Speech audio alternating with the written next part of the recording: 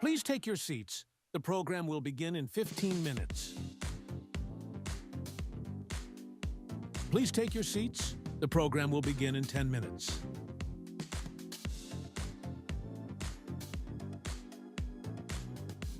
Please take your seats. The program will begin in 5 minutes.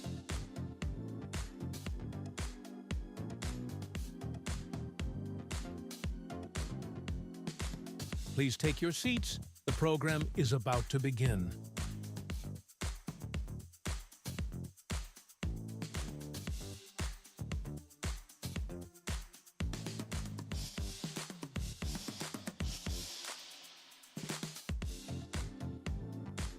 Please take your seats and silence all mobile devices. The program is about to begin.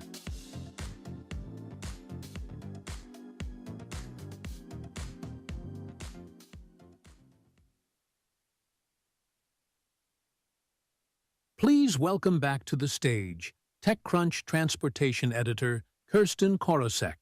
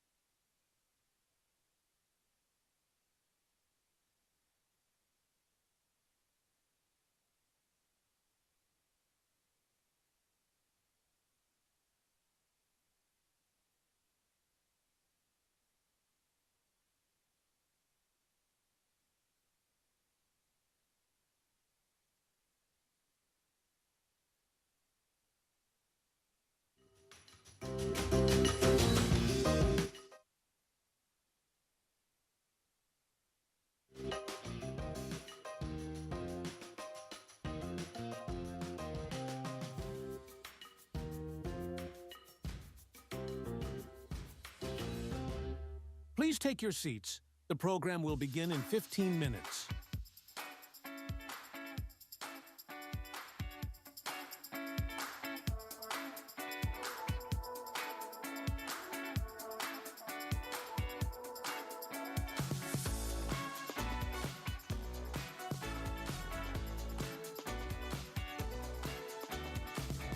Please take your seats.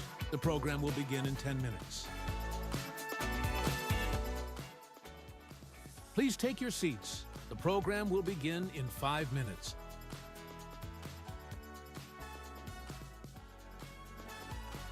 Please take your seats. The program is about to begin.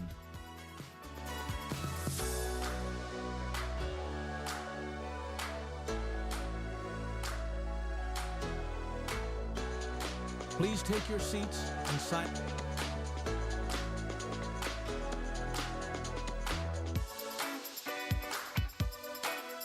Please take your seats and silence all mobile devices. The program is about to begin.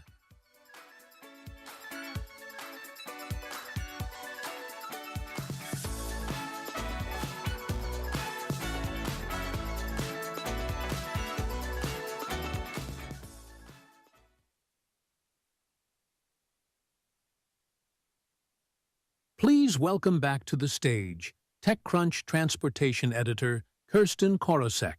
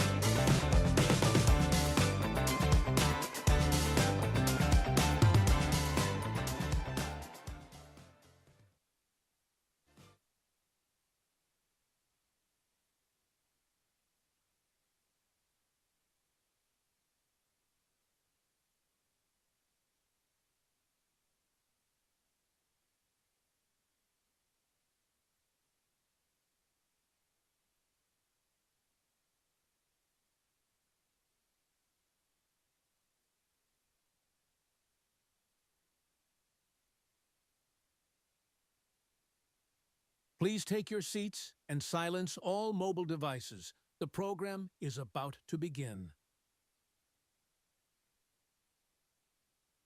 Please take your seats.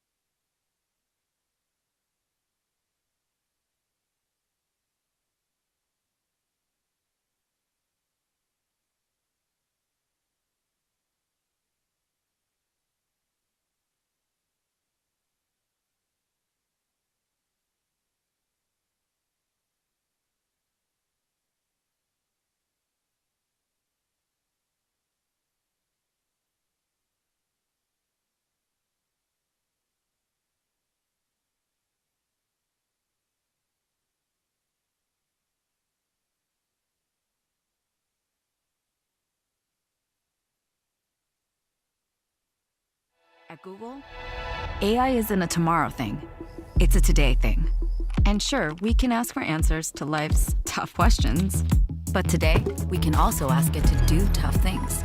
Our AI spots disease earlier, spots asteroids to protect Earth, creates apps with just words in just hours, predicts weather 10 days out in 2 minutes, creates entire worlds from your imagination, creates this thing and that thing, a new thing, the new way to cloud.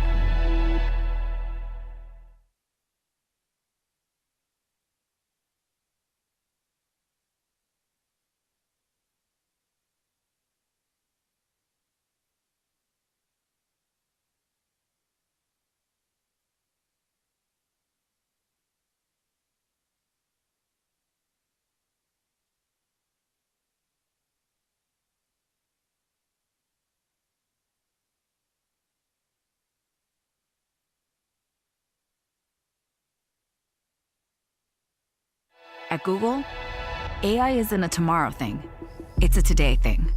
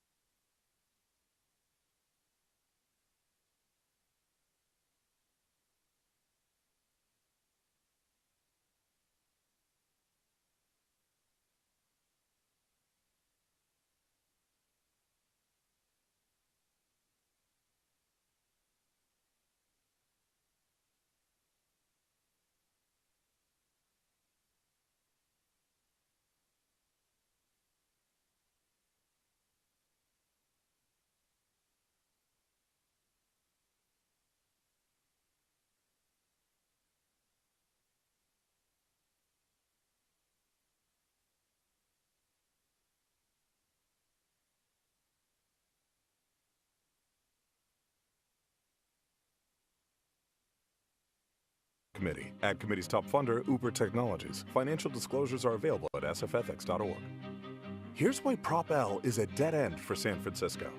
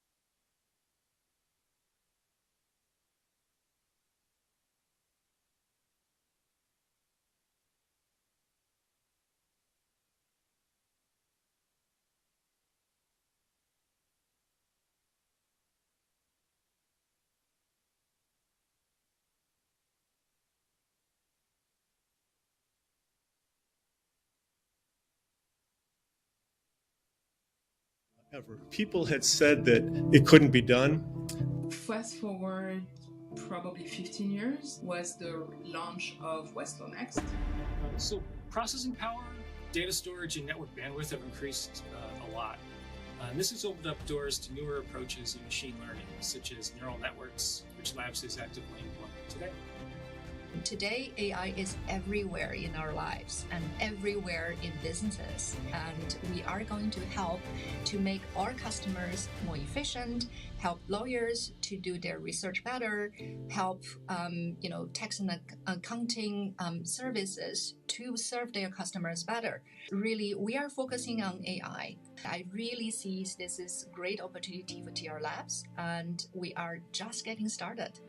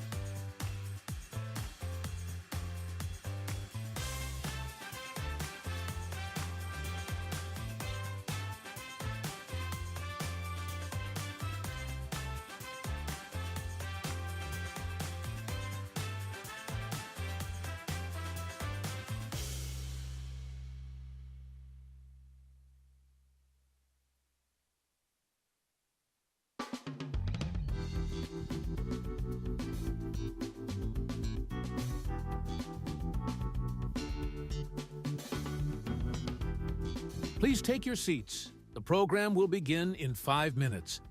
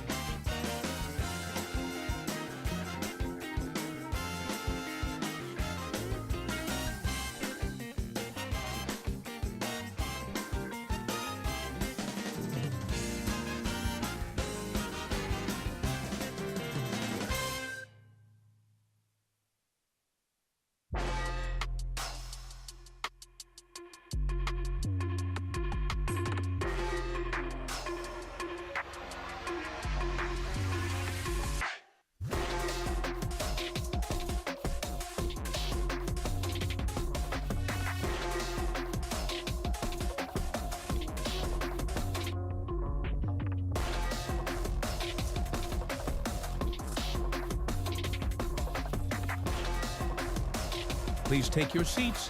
The program is about to begin.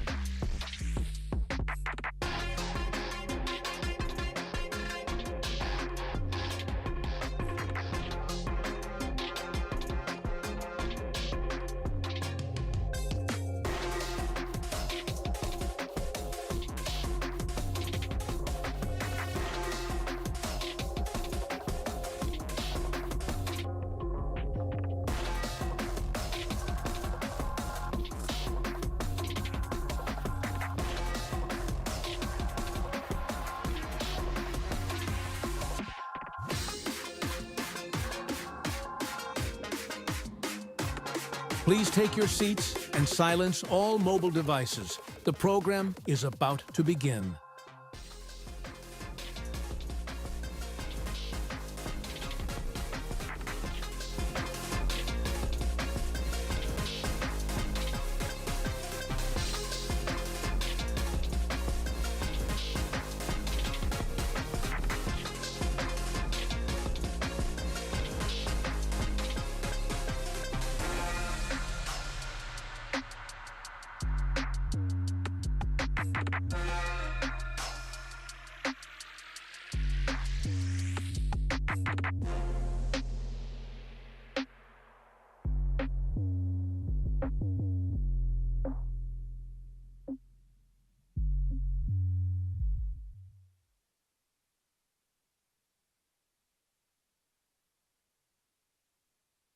Please welcome to the stage TechCrunch Transportation Editor Kirsten Korosek.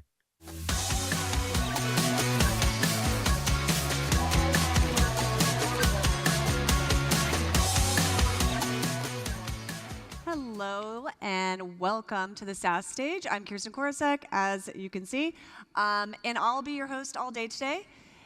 We're going to be covering a full spectrum of SaaS, or software as a service, from advice on cyber attacks, what is next in open source, what VCs want to see from early stage founders, new tools to manage and secure data. We'll also chat, and this is an interview I'm really interested in, Denise Dresser, CEO of Slack, from Salesforce, about the next chapter of innovation at Slack.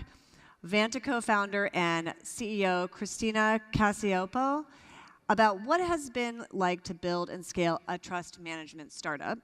And Sierra co-founder Brett Taylor, of course, you probably saw the news yesterday that he has raised $175 million, so we're really interested in talking to him.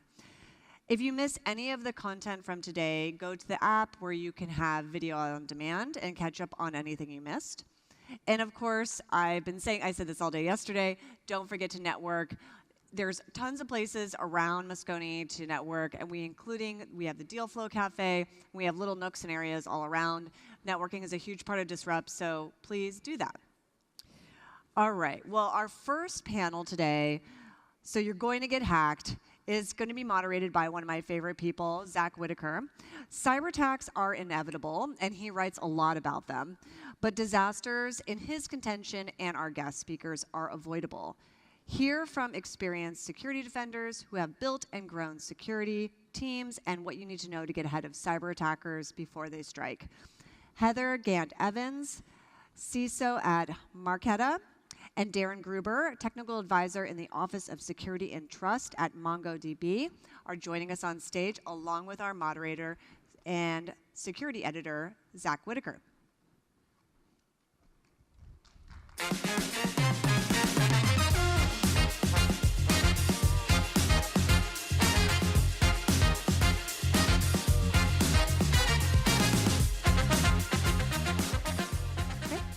A very good morning.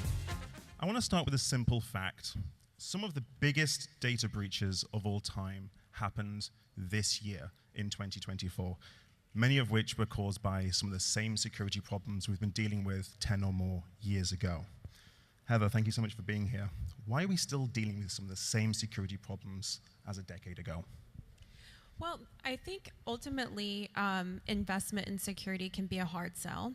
My hope is that more and more companies lean on the valuable data sets that cyber insurers have, because they really can tell you where you get your biggest bang for the buck when it comes to cybersecurity investment. Top of the list for cyber insurers and these underwriters that write these policies is always MFA. So I think the more we can press the message of like, where do we get the biggest bang for our buck with cybersecurity, the more we'll be able to balance the needs of the business and security. So Darren, if we are still dealing with some of the same security problems as last decade, what can security teams start to do differently to face today's threats? And what kind of threats are you looking at MongoDB? Some of the biggest threats I think that we're looking at right now relate to identity. And there's a lot of question about social engineering, and the surface area for that could be a lot larger than you expect, and not just the normal venues for email and texting and other things. It can be any system that interacts with your employees or your customers. And we've seen kind of novel attacks through other venues in which social engineering occurs. And so those are some of the biggest concerns that we have in making sure that humans stay human, and we kind of separate the identities of humans and machine users and things like that. So I think identity and access management is probably top of mind for us. Can you tell us a little bit about how that's kind of changed in the last 10 years or so, and how maybe things have changed for the better or maybe even for the worse? I would say that SSO adoption over the past 10 years has been good, and I think that a lot of these companies are doing it right, where they're enforcing SSO on most of their systems, internally and externally. I think the use of phishing-resistant MFA and authorized devices for a company are paramount. So making sure that people are not using their own workstations and phones and things like that, and so that the control of the enterprise over these devices can ensure a certain posture and make sure that someone's not registering a new device, et cetera. So I think that's probably where we go with it. I want to talk about a major threat today, advanced persistent teenagers, like the cybercrime groups like Scattered Spider. These are highly skilled, financially motivated hackers, teenagers mostly, and young adults, and they've been capable of breaking into hotels and casinos and technology giants over the years. Darren, have we underestimated the threat from bored teenagers? Maybe not for much longer. I think that they often have a lot of time on their hands. They don't feel as threatened. They may not be in US jurisdictions.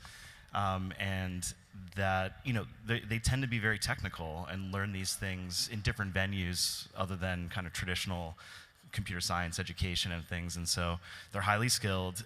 And if they can use cryptocurrency, it's a huge bug bounty that allows them to sell access to a company and move on, or use it, or just do it for fun. And so it's a different motivation than kind of like the traditional adversaries that enterprises see.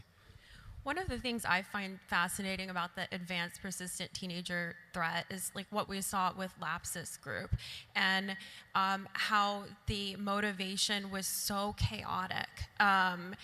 Whether at times their motivation was amusement or notoriety, and then sometimes the financial gain element. They were incredibly unpredictable, and they. To your earlier point about us still struggling with the same old things at times, they weren't using very highly advanced tactics.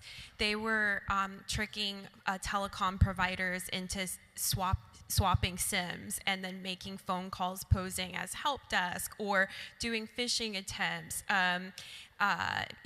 taking advantage of non-phish resistant MFA, paying off insiders. Like, these are all human element attacks, and that combined with their unpredictable motivations, I think we have a lot to learn from.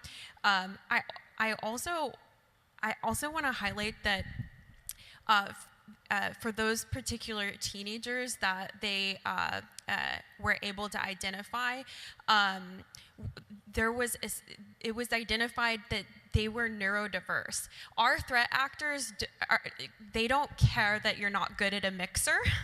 And I think we in cybersecurity need to do a better job at embracing neurodiverse talent as well. And so that's one of the positive human element takeaways that I have from that I just wanted to share. Of course. And as Marquetta sees so, are you seeing an increased threat from financially motivated actors? Yeah, so not to speak to Marquetta specifically, but throughout cross verticals, what we're seeing is a lot more focus on things like, for example, the North Korean IT workers, and things like laptop farms, where there is this huge surge of like 300 plus companies who have inadvertently been infiltrated by North Korean workers. And so I think the trend that we're seeing is really around insider threat. It's much more easier to manipulate your way in through a person than through hacking in with elaborate malware and exploitation of vulnerabilities. And they're going to keep doing that. It seems like even though the tools and the techniques have changed somewhat, we still have very much the human factor that we haven't fixed yet. Is that right? So let's go back to way last year, to your employer, Darren. MongoDB had a somewhat limited intrusion. There was no evidence of access to customer systems or databases. For a start, was that attack linked to Scattered Spider? I think so. We had worked with the FBI and talked to them a bit about it, and I think there was some attribution to that group, but attribution can be hard, right? And so I think there is a certain amount of certainty to it, but the tactics did match up in some of the way that they kind of social engineered and some of the toolkits and some of the things they did. But ultimately, it's good to know attribution so that we can maybe understand directly, the indicators of compromise of future attacks like that. But our main focus was really just kind of understanding the situation and kind of moving in, and also there was contact with, on the dark net with people who claimed to have taken our data and things like that. So it helps to know who you're dealing with, but at the end of the day, we're all just trying to figure out, what you have, that kind of thing, and so. So take me back to when you first learned of that security incident. What was running through your mind? So the timing was interesting. It was right around Christmas holiday time. Always is. Yeah, so timing will generally not be in your favor. You can't count on that. But of course, it'll happen during holidays and times where security teams may be not running with a full crew of people, et cetera. But we had security leaders in town to celebrate the holiday and all this other stuff. And so we'd been going out to dinner. We had a great time in New York City. And of course, we get back, and I'm dropping off my boss at his hotel, and he looks at his phone. He's like, "Oh my goodness, this is going to be a long night." And so, the timing was not great. And so we had a lot of security leaders there, but they had to leave on international flights and stuff. So, timing was really bad. But we mobilized really quickly, and I think that we were able to, start the communications outward and start to really be transparent about what was going on. And it was, so just to recap really quickly, we had somebody who gained internal access through phishing one of our customers, one of our employees, and they gained access to some of the, customer metadata, but not the actual databases.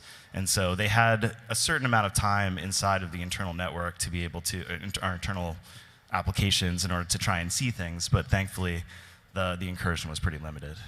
So how much planning and preparedness goes into the inevitable anticipation of a cyber attack that you hope will never happen, but may inevitably will?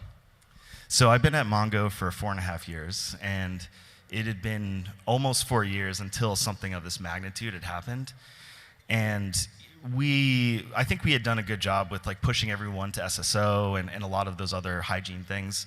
Unfortunately, transitioning in between policies and things, I think the attacker kind of got lucky and kind of found a place where our policy hadn't been applied yet, and so they were able to get through. But I would say that we also have a security champions program at MongoDB that Lena Smart started a few years ago. And thankfully, because of this program and the high awareness that our employees have, the social engineering aspect of this attack last year was, I think, cut short by people who are highly security aware and were able to say, hey, why is this person talking to me like this, getting me to do this type of thing? So awareness is hugely important, and it could have been a lot worse unless we had invested a little bit more in kind of communicating that security culture outward. So it sounded like MongoDB obviously had an incident response plan, and that helped. In terms of the sorts of threats and the cyber attacks that you're seeing at Marqeta, are you thinking about these same sorts of potential incidents and the attack vectors as well? Absolutely. One of my personal passion areas is around the concept of cyber resilience. Making sure that your security incident response function is pre-coordinated with your crisis management, business continuity, disaster recovery, legal, and PR functions, because you're all going to have to work together so very closely in a situation as described. And also ensuring effective retainers are in place. You don't want to be dealing with contractual redlining in the midst of a response. Make sure you have an incident response and forensics retainer in place. Make sure you have a crisis communication firm retainer, and those are only as good as you invest in wargaming and building out the specific crisis communication plans with them. So make sure you invest in that. Make sure you have a ransomware negotiation retainer, because you don't know if that might be in your future or not, and you don't want to be having to figure out how to set up crypto payments in the moment or how to reach out to them and negotiate the time that you have to pay ransom to give you more time to assess your situation. There's so much we can do to empower ourselves, and these things don't cost a lot of money. They're just preparations that we have to make sure we're looking further down the road to make. So what stopped this cyber attack at MongoDB becoming a real disaster for your company? So thankfully, even though it was a phishing attack against one of our employees, they were only able to get that one session, but it made us hyper aware of all the sessions that SSO allows any employee to use. And so, thankfully they got in once, and they were only able to live off of the longest session of any one of our applications in the back end. And so, they went for a popular communication platform, and it made us really hyper aware of the ability to know how long each session is granted for.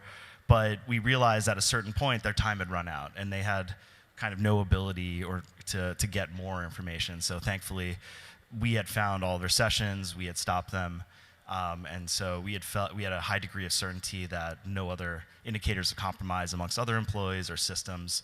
And knowing when data is being exfiltrated is hugely important. And so being able to move, generate large reports, being able to move gigabytes of data outside of the data boundary, those are worthwhile investments, because you see that happening. It doesn't matter if it's a malicious insider or a threat or whatever, it kind of looks the same. And so being able to have that tooling in place helps us kind of respond to that quicker. And when you have reporters like me who ask questions like, do you have evidence of a data breach? And they say, we have no evidence of a data breach. It may well be that they have no evidence to begin with. They don't have the logging in place to even know that they've been compromised potentially. And that's one of the worst situations to be in when you're a security, whenever you don't have that base truth to say, we can't even start to begin a probability of, what the depth of the intrusion is and things like that. That's a terrible situation to be in. And I've seen, I think Google Cloud, Zach, you wrote on that about they've lost a few days of logs recently. Not having that base information can really kind of stymie a lot of information that's based off of that. So we really do have a lot of reliance and dependence on so many other tools, platforms, vendors. We have hosted email, Slacks. It's a huge attack surface, and obviously we rely on others to secure that as well. What advice or first priorities would you give, Heather, for new security teams? So specifically to like the third-party ecosystem, I think that the most important advice that I would give is to get back to the basics with business impact analysis. Understand your most critical business processes and which third parties, whether that be SaaS vendors, vendors running your data centers, other vendors providing services that are involved in executing those critical business processes, and you should have your most critical vendors defined based off of the business processes they run for you. And for those vendors, we need to be doing joint readiness exercises. We need to be talking about the type of decisions we're making within our security programs. We can't keep that behind a veil. We'll all make better decisions if we're sharing what we know. There's been so much emphasis on these depersonalized security questionnaires in the third-party risk management space, but the things that you can learn from speaking security practitioner to security practitioner with your third parties is so much more impactful than these security questionnaires. So I would say, spend some time getting to know them and prepare with them. And also, to the earlier point that you made, Darren, often threat actors will go for the communication platforms if they can, because where secrets are held. Can you tell us a little bit, from your perspective, in terms of what companies should be doing in terms of trying to protect their communication platforms in case they're compromised, and how should security teams communicate if their tools are compromised?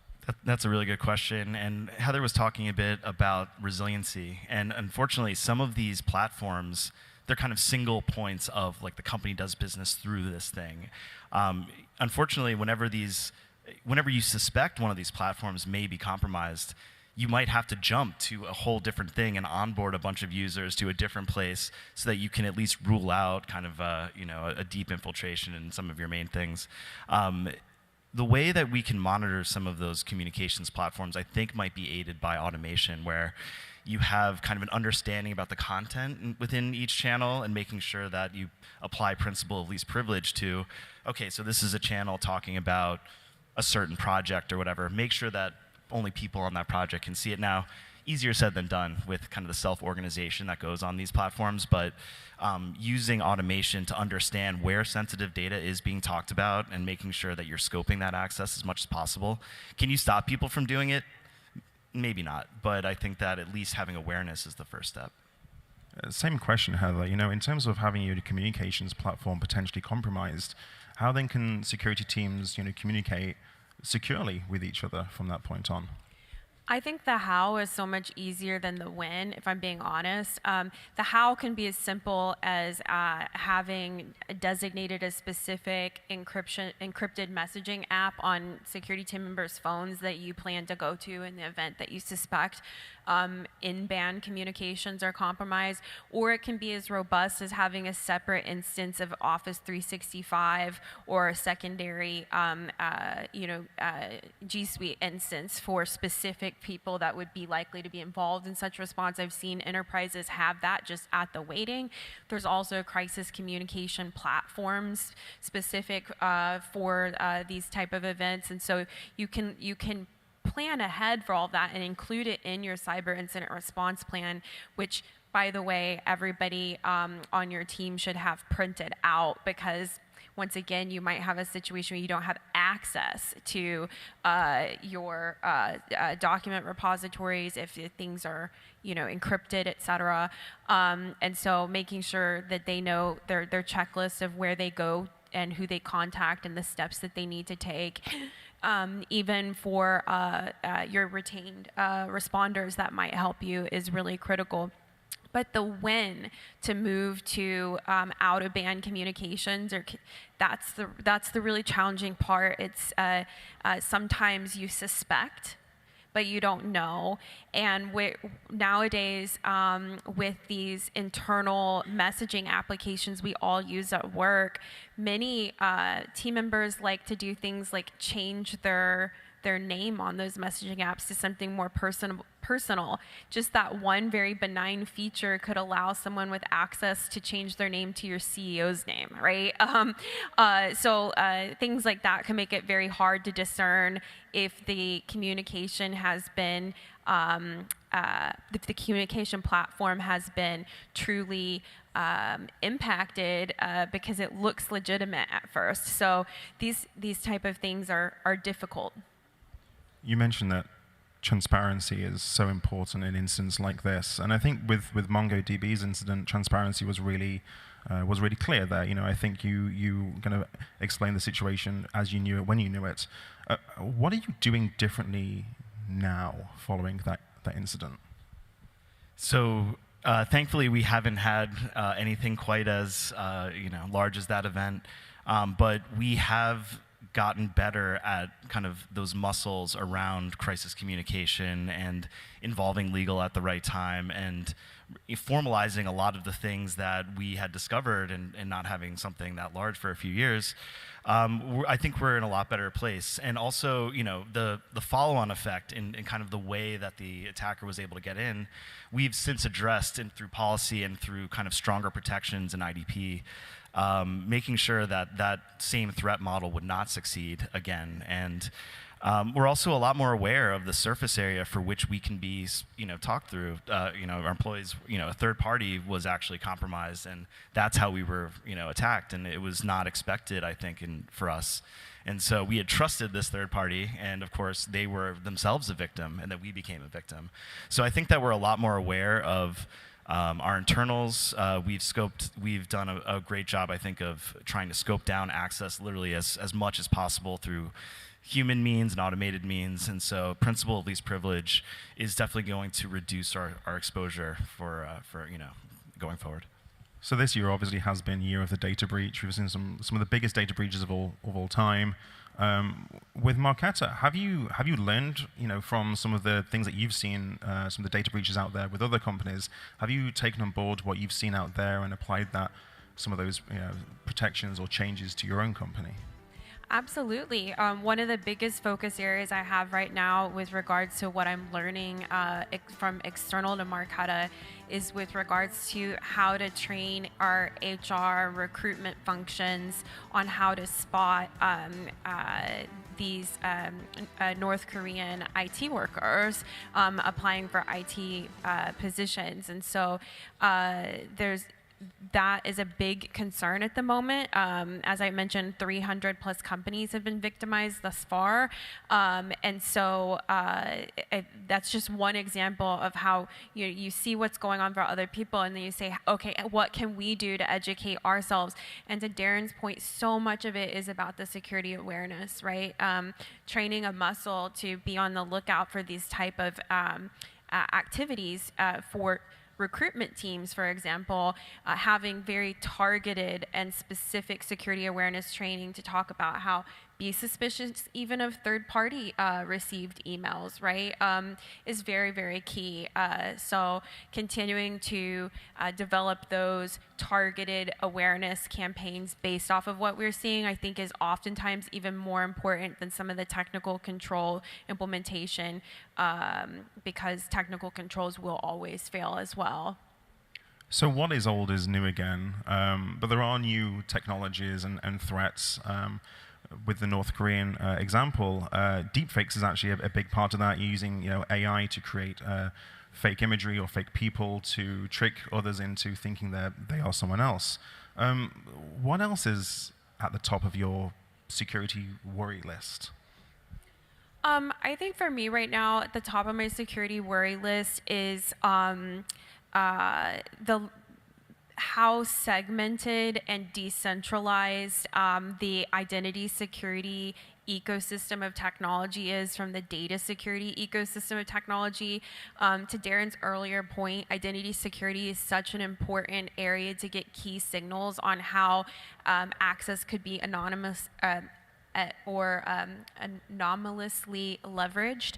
And that's very difficult to do if you have all of these different providers for identity governance, privilege access, endpoint privilege management, entitlement management, and data loss prevention, when really we need to be able to put together the equation across all of those tools of this person anomalously requested this entitlement at this odd time from this odd geo for this data that they don't normally access. Like, that's a difficult trail of breadcrumbs to stitch together, and one that we need our technology providers to do a better job communicating to each other and making it easier for us to stitch that story together.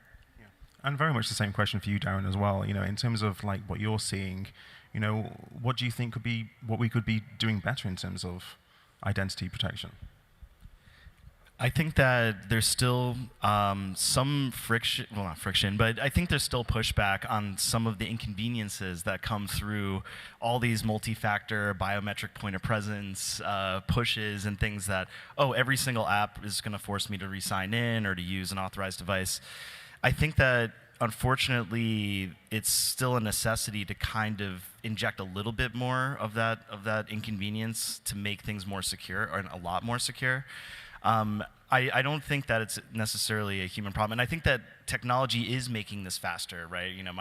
My phone can quickly scan my face, and I can just get on with my day. I'm not typing in as many passwords, and I'm not mistyping them or typing into the wrong place. So I think that top of mind for me is still very much actually the North Korean thing in terms of nation states getting into it, and usually the advice is if a nation state wants to get into your system, they will. But now they're targeting much smaller companies, or much smaller companies are finding them. And so it's a different game with people who are working with you now and might be a nation state and will monetize their access. And they'll get a salary too, and they'll send it back. But I would say that it's a much different vector for employment and onboarding and all those things. So look, we have a few minutes left on the clock. I want to note that security is a real challenge, but it's also very, very rewarding. For the folks in the audience, Heather, what's the best thing about being a CISO? I think it's about how passionate people are in this space and how willing they are to help each other do the right thing and teach other people to do the right thing.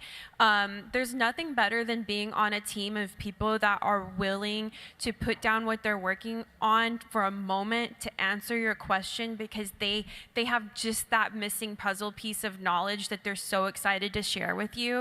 And it's that passion for the space that keeps us going, because otherwise this can be a really demoralizing effort if you're not passionate about it. And so for me, it's creating that teaming culture where everyone feels like they can ask anyone a question and share their knowledge, and in an egoless environment.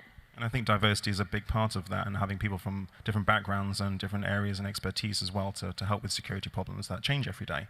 Absolutely. As mentioned earlier, I think embracing neurodiverse talent is incredibly important to the fight for cybersecurity, as well as diversity across all different verticals, because we get such better ideas when we're all looking at the problem from different angles, because otherwise we're all just seeing the same side of the problem.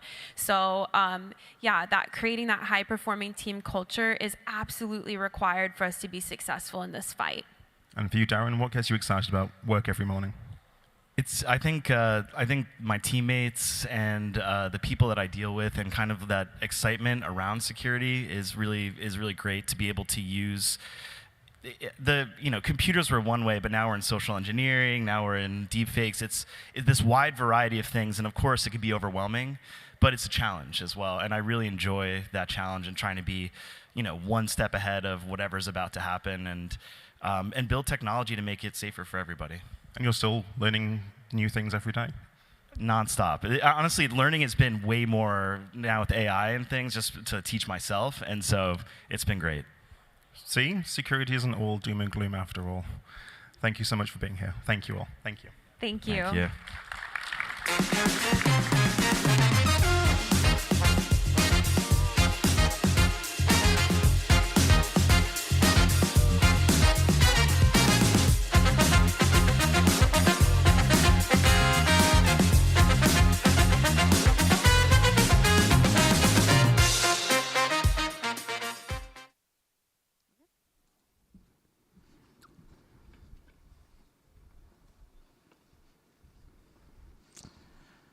All right, well, I hope you all feel more safe now after that conversation. Next up, embracing Slack's evolution under Salesforce and vision of the future is our next discussion. Slack CEO Denise Dresser, who I was just speaking to backstage, is approaching her 1-year anniversary while leading her organization through a time of AI-driven change. So we can expect a very AI-focused conversation here, which I'm very interested to listen to. During this session, learn how Slack is innovating with agents to empower teams to work smarter, faster, and more efficiently, and get a glimpse into Slack's next chapter of innovation and growth in this new era of work. Please welcome Denise Dresser and our moderator, Brian Heater.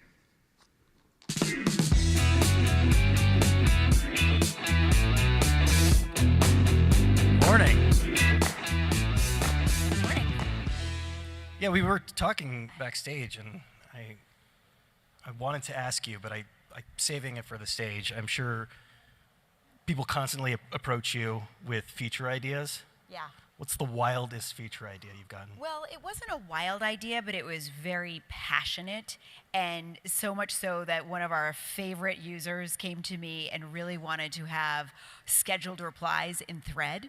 And it wasn't like it was something outlandish, but he was so passionate about it. He came and saw me at the Boston World Tour, sought me out, told me how important it was to him. And I think that's sort of the fun of it, is that people have, users have this passion about how they express themselves, how they use the tool. And I haven't gotten anything really crazy, but I get a lot of passionate users about certain features they want right away. So it's up to you all after this to think of the wildest Slack feature you possibly can. So we're approaching a year of you in this role. November will be a year. A lot was made at the time of the fact that you were the third CEO since Salesforce acquired the company in 2020. How would you describe that period for Slack? Well, I mean, in a lot of ways, it's really been executing on the vision that originally we had for Slack 10 years ago, or the founders did, which is really changing the way the world worked. We were talking about this a little bit backstage. You know, the ethos of Slack is to make work simple, pleasant, more productive, and a little bit of joy. And that is as true as it is today as it ever was. And so I think for those of you who use Slack and know it and love it for the things that we were just talking about, you should expect that, you know, that's been part of my transition in. It's been a huge priority for the full year. But I think what also coincided with me stepping in is, you know, actually a year before that, but truly generative AI. And I think for all of us, that is a moment that it's sort of pre and post, and you almost see the world in a completely different way.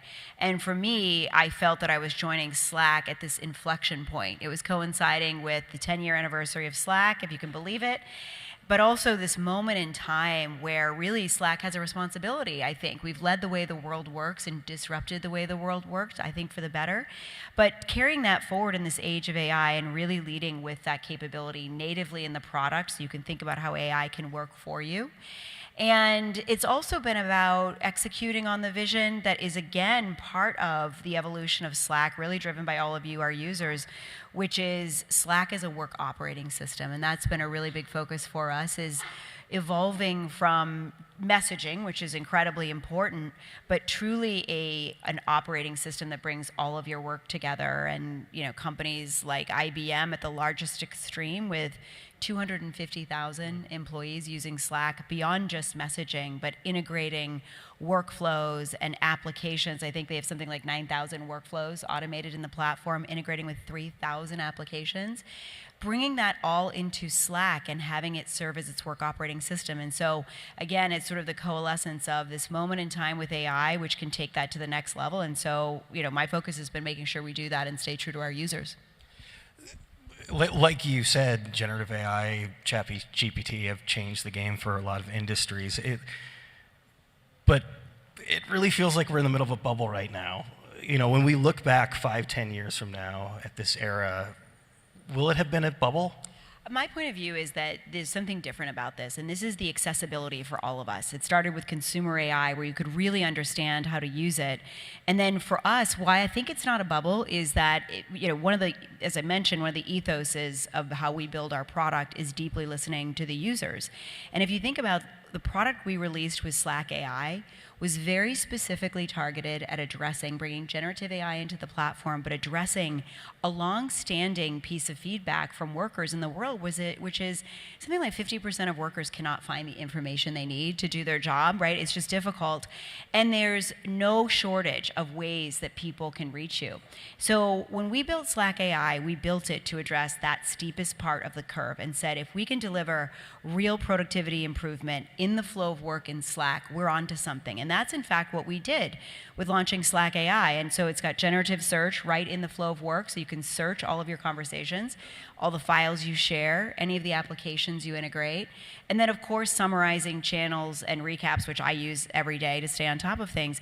But it's saving employees 97 minutes in their week. Expedia is using that capability in their contact center to summarize incidents. Think about if you have an incident and you're coming on shift, you need to know what's going on. Saving 2.5 hours per employee per week. And so my point is, I don't think this is a bubble. Number one, because of the accessibility, the limited amount of training you need. In fact, in Slack, it's just right there in the search bar and in the channel. So it's different this time, and it's showing real rewards, and it's not taking you, in the case of Slack AI at least, you're not leaving where you're working. It's right in the flow of work. And I think that's really exciting for us to actually finally see what AI was meant to be. Do you get pushback? A lot of people just, like, in principle, don't like the idea of a chat bot or speaking with AI versus a person. I think what's really important is understanding where your users are at and sort of meeting them. I think there are a lot of people that want to run into using AI, and that's okay, and that's how we built Slack AI, is to make sure that you can learn right in the flow of work. And the other thing that I think is so important is transparency. So people are afraid because maybe they don't understand it. But if you can give your users the ability to, number one, in this case, search on your own data. It's your conversation. So there's no mystery about it, but also including things like citations. So you can see exactly where that conversation happened and go back and trust it. I think that goes a long way in bringing people along in the journey.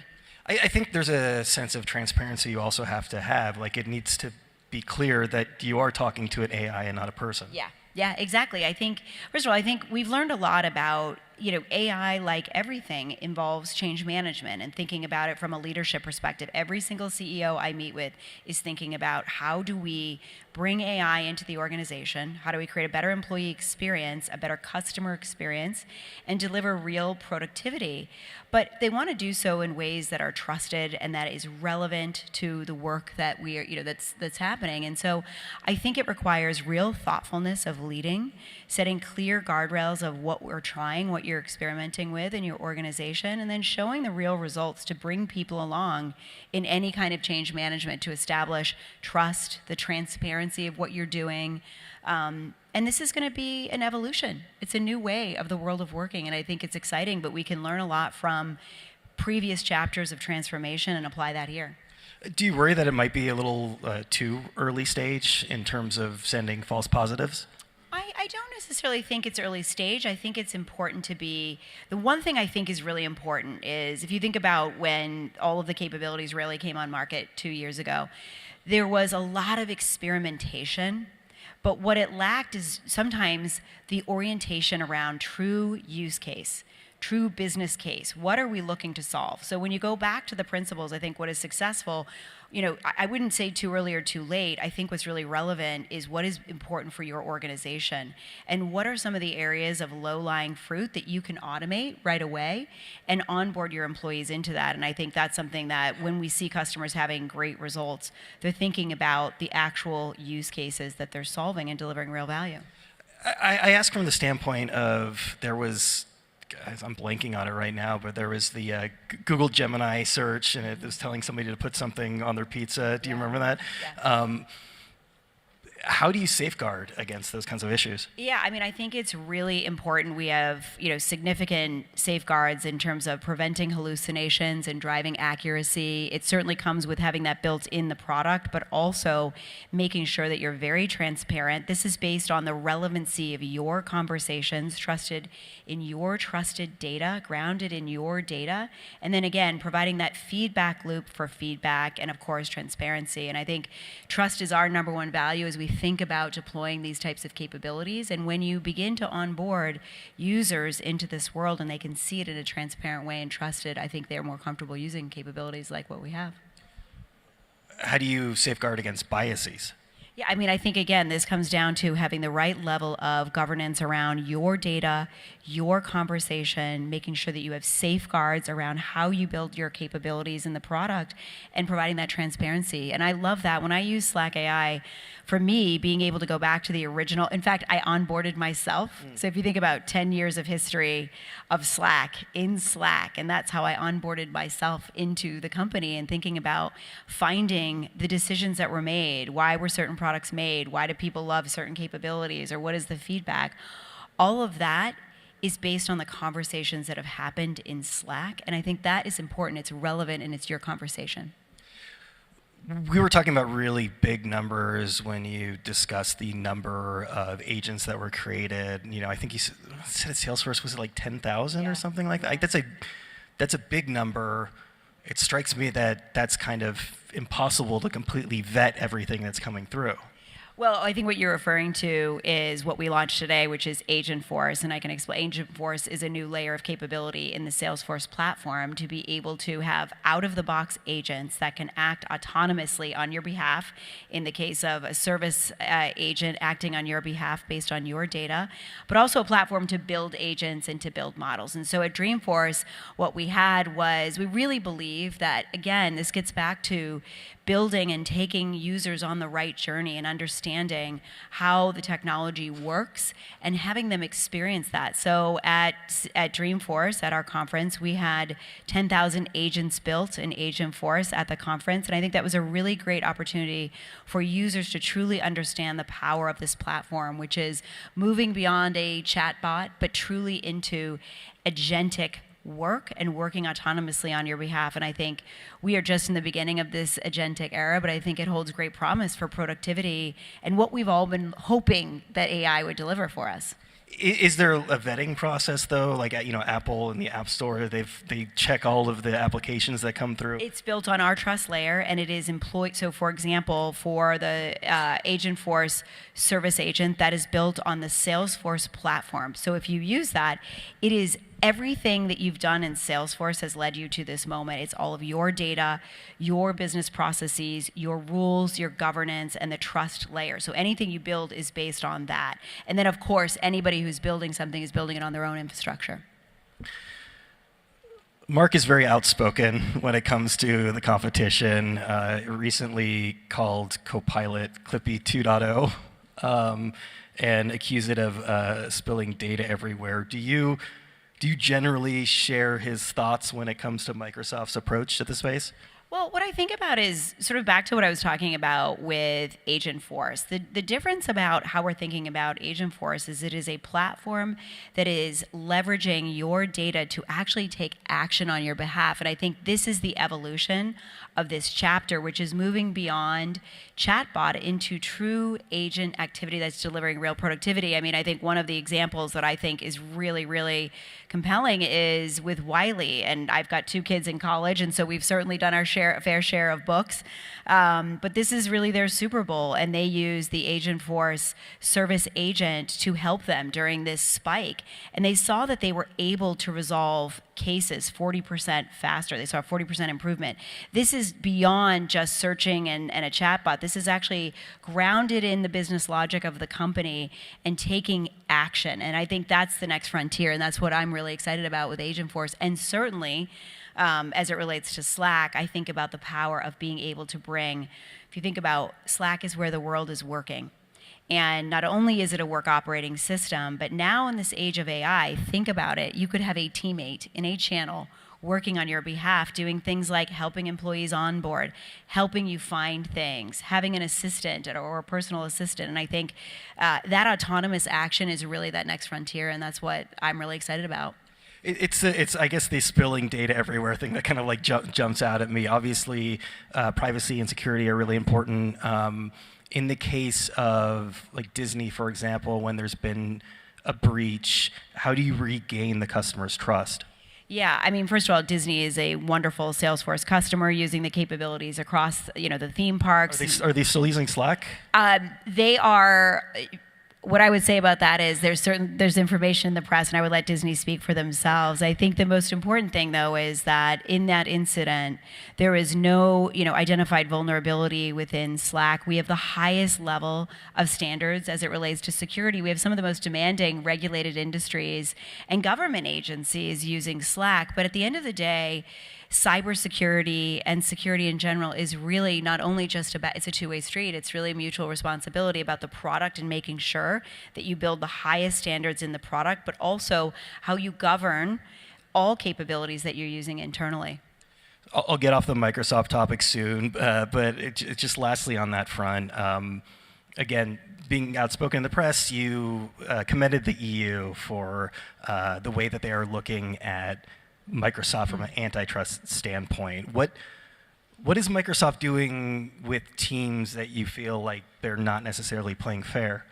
Well, I mean, I think what I would really focus on is looking at the EU's response, and I think we're encouraged by their statement of position. We think that anything that encourages free and fair trade is really important for all users, so that users have a choice of technology, and when users have a choice, they choose Slack, and we're really proud of that. Is it possible, though, to overwhelm the user with too many features? Well, I think that what's really, really important, and this goes back to the ethos of Slack and how we build product, is thinking about what is the user feedback and what is the job to be done. And I think in the capability of Slack, as we've evolved the platform from a messaging platform to truly a work operating system, the capability now to have AI be an intelligent assistant to let you know what message you should focus on, who are your VIPs, how can you clean up your channels, how can you summarize a huddle conversation with a TLDR. I think for all of us, the opportunity to simplify and drive productivity with AI right there in the flow of work is how we think about really driving productivity and an experience in the product that is simple, easy, delivering real productivity. So simple, that's an important word here. I've been on the internet for a long time. I've seen multiple Facebook updates, multiple Gmail updates. Every time that happens, there's a considerable, I would say, meltdown among users. You know, people, it's like breaking into somebody's house and moving their furniture while they're not around. How do you ensure that you're not changing it too quickly and that you're able to sort of, I guess, maintain the features and the integrity without overwhelming the user? Yeah, I mean, I think that goes back to doing a lot of research with our customers, making sure we're watching how our users are using the product. And you know, I think one of the things that's so incredible about Slack is that it brought this consumer-grade experience to enterprise work. And so deep within the ethos of the company and how we build product is the design of that. And thinking about how are you a great host in the product, how do you make sure it's simple and easy to use. And so we follow our design principles. We get a lot of feedback from users, both in person, but also through the research that we do. And our workforce lab, which does a quarterly study of roughly 10,000 knowledge workers to understand where is the world going and what do not just Slack users, but what do humans want in the world of work. And so I think it is something you have to stay diligent, rigorous about. I do a design meeting almost every week, sometimes twice a week, on looking at every user experience, and that is something that is just deep in the ethos of what we do. So let's talk about humans. As you know, I write about robots a lot, and I'm sick of this question. I'm still going to ask you it. I'm constantly asked if robots are going to replace humans in the workplace. To a certain extent, that's kind of what the chatbots are doing, or at least they're ensuring that a human being doesn't have to be there 24/7 to answer those questions. Do you feel like eventually these chatbots are going to replace the people who have those roles? I think about it a little bit differently. I think that we have an opportunity in this day and age to think about what are some of the low-lying, repetitive tasks, the drudgery of work that can be automated. No question about that. But I think if we're thinking about the future in just the way we work today, I think we're missing this opportunity, which is when we free up time for humans, whether they're agent-assisted or it's autonomous capabilities, we are going to have more time to be thinking about the bigger problems and exploring new frontiers and new capabilities. And so I think the world is going to become much more broad in terms of the types of things we can solve, but humans are going to be more productive because they're going to be augmented with some of this automation capability. I think about one of my favorite customers, which is Rivian. Rivian not only uses Slack as a work operating system, and they've integrated over 250 back office applications so that employees aren't swivel chairing, and of course all of that capability, but they've also brought robots into Slack. If you think about this paradigm, they have robots on the assembly line floor. So those robots are able to communicate to Slack and drive autonomous behavior and communicate when Those there's are literal chatbots. Yeah, they're robots. They're actually robots. And so I think that idea that we can have humans assisted by agents and automation is really exciting. And then the idea that this accelerated capability around AI is going to free us all up to think about the world's bigger problems, unlock new opportunities, and new ways of exploring work. One of the sort of keywords, or I guess buzzwords around automation that I hear a lot is upskilling, in terms of a robot replacing somebody on the work floor and then you teaching them how to program a robot. It's difficult in a lot of cases to teach somebody an entirely new job, especially if they've been doing it for a long time. Will there still be a role for people in that help space or in that operator space? Will they continue, even as these platforms get better, will there still be a place? Will there be a place for humans to do the work they're doing today? Is that the question? No, in terms of, I tend to think of a chatbot as it's enterprise, they're helping me with work for something. So I don't have to talk directly to the IT person, for example. Yeah. Will people continue to play a role in that kind of the help space? I think they will. If you think about the experience of, there's certain things in the help space that you can automate, passwords, answering simple questions, but then there are things that require a human to really explain, and maybe it's the more technical explanation, and I think there's still going to be a role for humans, and I think that is exciting because it's higher order work. It's also, if you think about communicating with your customers, really giving them this unique experience that they can get the information they need in a very quick way, some of those routine tasks, but speaking to a human that is assisted by an agent to do higher order work and more challenging areas. So I think there still will be, and I think that will continue for a while.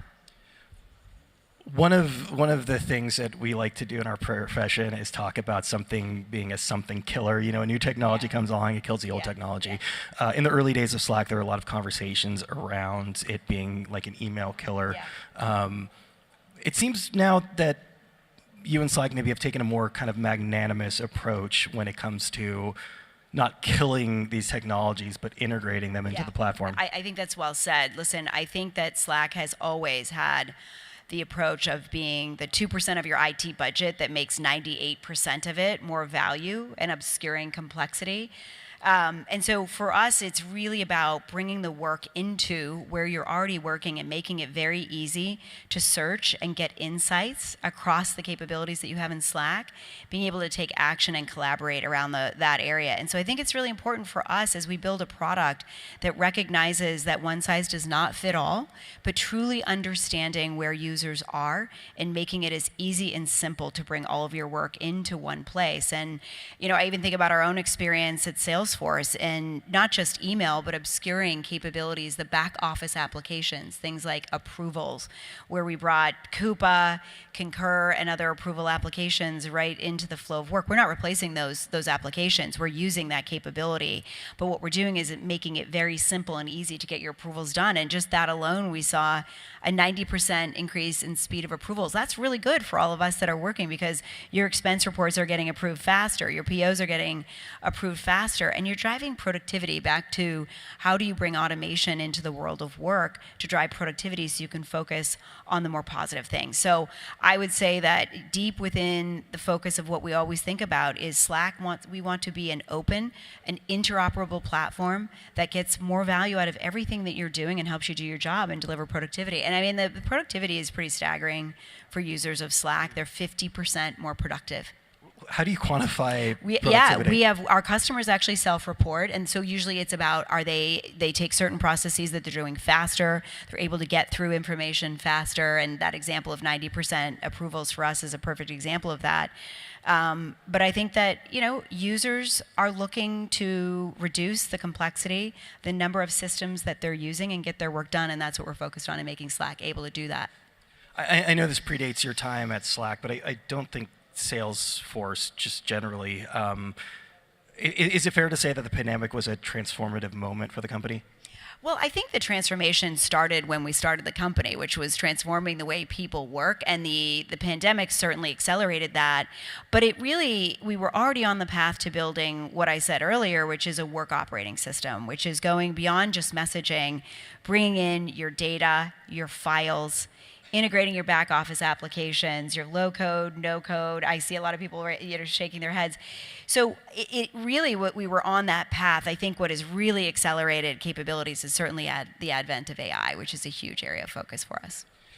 We're coming up on time, but do you feel like there's anything else, again, before your time, that Slack maybe could have done better to kind of capitalize on that transformation in terms of how we work?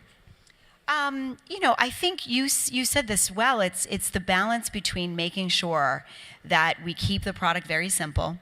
We focus a lot on feature utilization. We're very, very vigorous about that to make sure that is there deep work happening in all of the features that we release, because everything that we bring in is potentially something else you have to think about. And so for us, I don't think that we should have gone any faster. What I do think now is making sure that we meet this moment with AI and deliver a platform that is AI powered for work. And I, in a lot of ways, feel Slack was made for this moment, to disrupt work in a way that we've, as workers, have always hoped for, that right in the flow of work, you can have an assistant and you can be more productive and it's working and delivering real value. And so right now is a very important time for us to execute on that vision, as well as integrating, the thesis of Salesforce acquiring Slack was a lot of things, but primarily Slack is this consumer-grade application that delivers a conversational interface to work, and now to Salesforce and to Agentforce. And I think that's a huge area of focus for us that we're accelerating. Really disappointed the crowd didn't cheer when he used the word disrupt. But Denise, thank you so much for joining us today. Thank you, Brian. Thank you so much.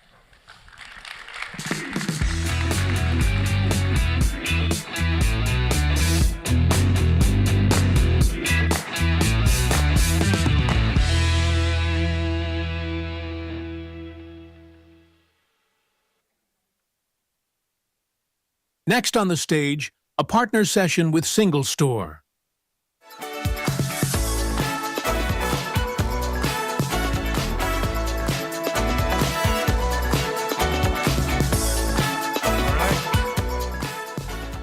Morning, everyone. My name is Madhukar, and I am part engineer and part growth engineer. So today I'm going to talk about multi-agent software engineering, or multi-agent RAG systems, MARS for short. And we'll also talk about how you build an enterprise AI-based application using this architecture. This is something that we have worked with AWS very closely, especially with Bedrock.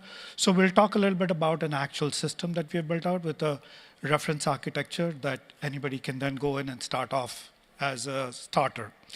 So I'm going to talk a little bit about what is Single Store, or who is Single Store, in case you have never heard of us, which is quite likely because earlier we were known as MemSQL, and we have been around for a while. So we had a rebranding about 4.5 years ago. We'll talk about naive RAG or simple RAG or retrieval augmented system.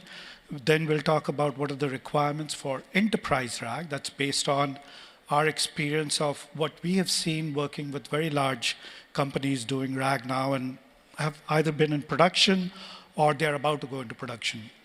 And then we'll talk about how we put this all together in a reference architecture with an application and a demo. So for those who don't know, the way I describe Single Store is if you think about a transactional database, like a MongoDB, MySQL, Postgres, they are more for transactional, so point, read, and write. But if you're trying to run analytics, you take the data and then you move to something like a Snowflake, Databricks, Hadoop, or something like that, which is OLAP. So think of Single Store as a hybrid database that can do both transactions as well as analytics, and it can do across petabytes of data in a few milliseconds. The reason why we are able to do that is because of the patented architecture. It goes from memory first to local disks, and then finally to object store. And the second thing that is different is that when data comes in, we store it both in row-based as well as columnar-based. So a lot of the use cases around real-time UI has become very topical. In addition, we support all the data types except for graph, and that includes the Mongo API as well. So I'll skip through how we came into being. Happy to talk more about it if you're interested, but this shows the journey of where we started, where we are today. We have been here doing this for the last 11 years, and we were one of the first to actually add vectors into our database back in 2017 when people didn't know about vectors, and the first paper on attention is all you need was released. Now, subsequently, of course, we did a bunch of other things. We have added ANN, we have added cloud-based, on-prem, hybrid as well. So in terms of, let's switch over to RAG. When the OpenAI and ChatGPT moment happened, of course, everybody realized that the large language models, they don't really necessarily know about the company data. So what you would end up doing is you would prompt the large language model by first searching your data, and that's why it's called retrieval augmented generation. In fact, initially we were calling it context learning or in-context learning, but later on the RAG term caught on because of a paper that was written by Meta.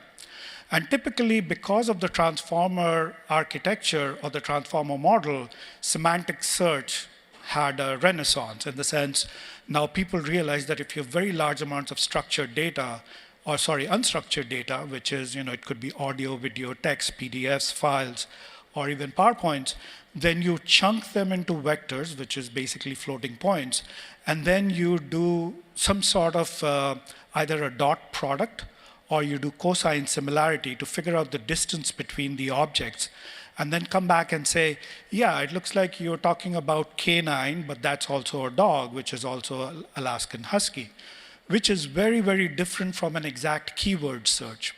So there was an entire resurgence of a new kind of databases called vector databases. So both in open source as well as in commercial, you started to see Zilliz, Milvis, VV8, Pinecone. Everybody came around, and they were primarily around vectors and vector databases.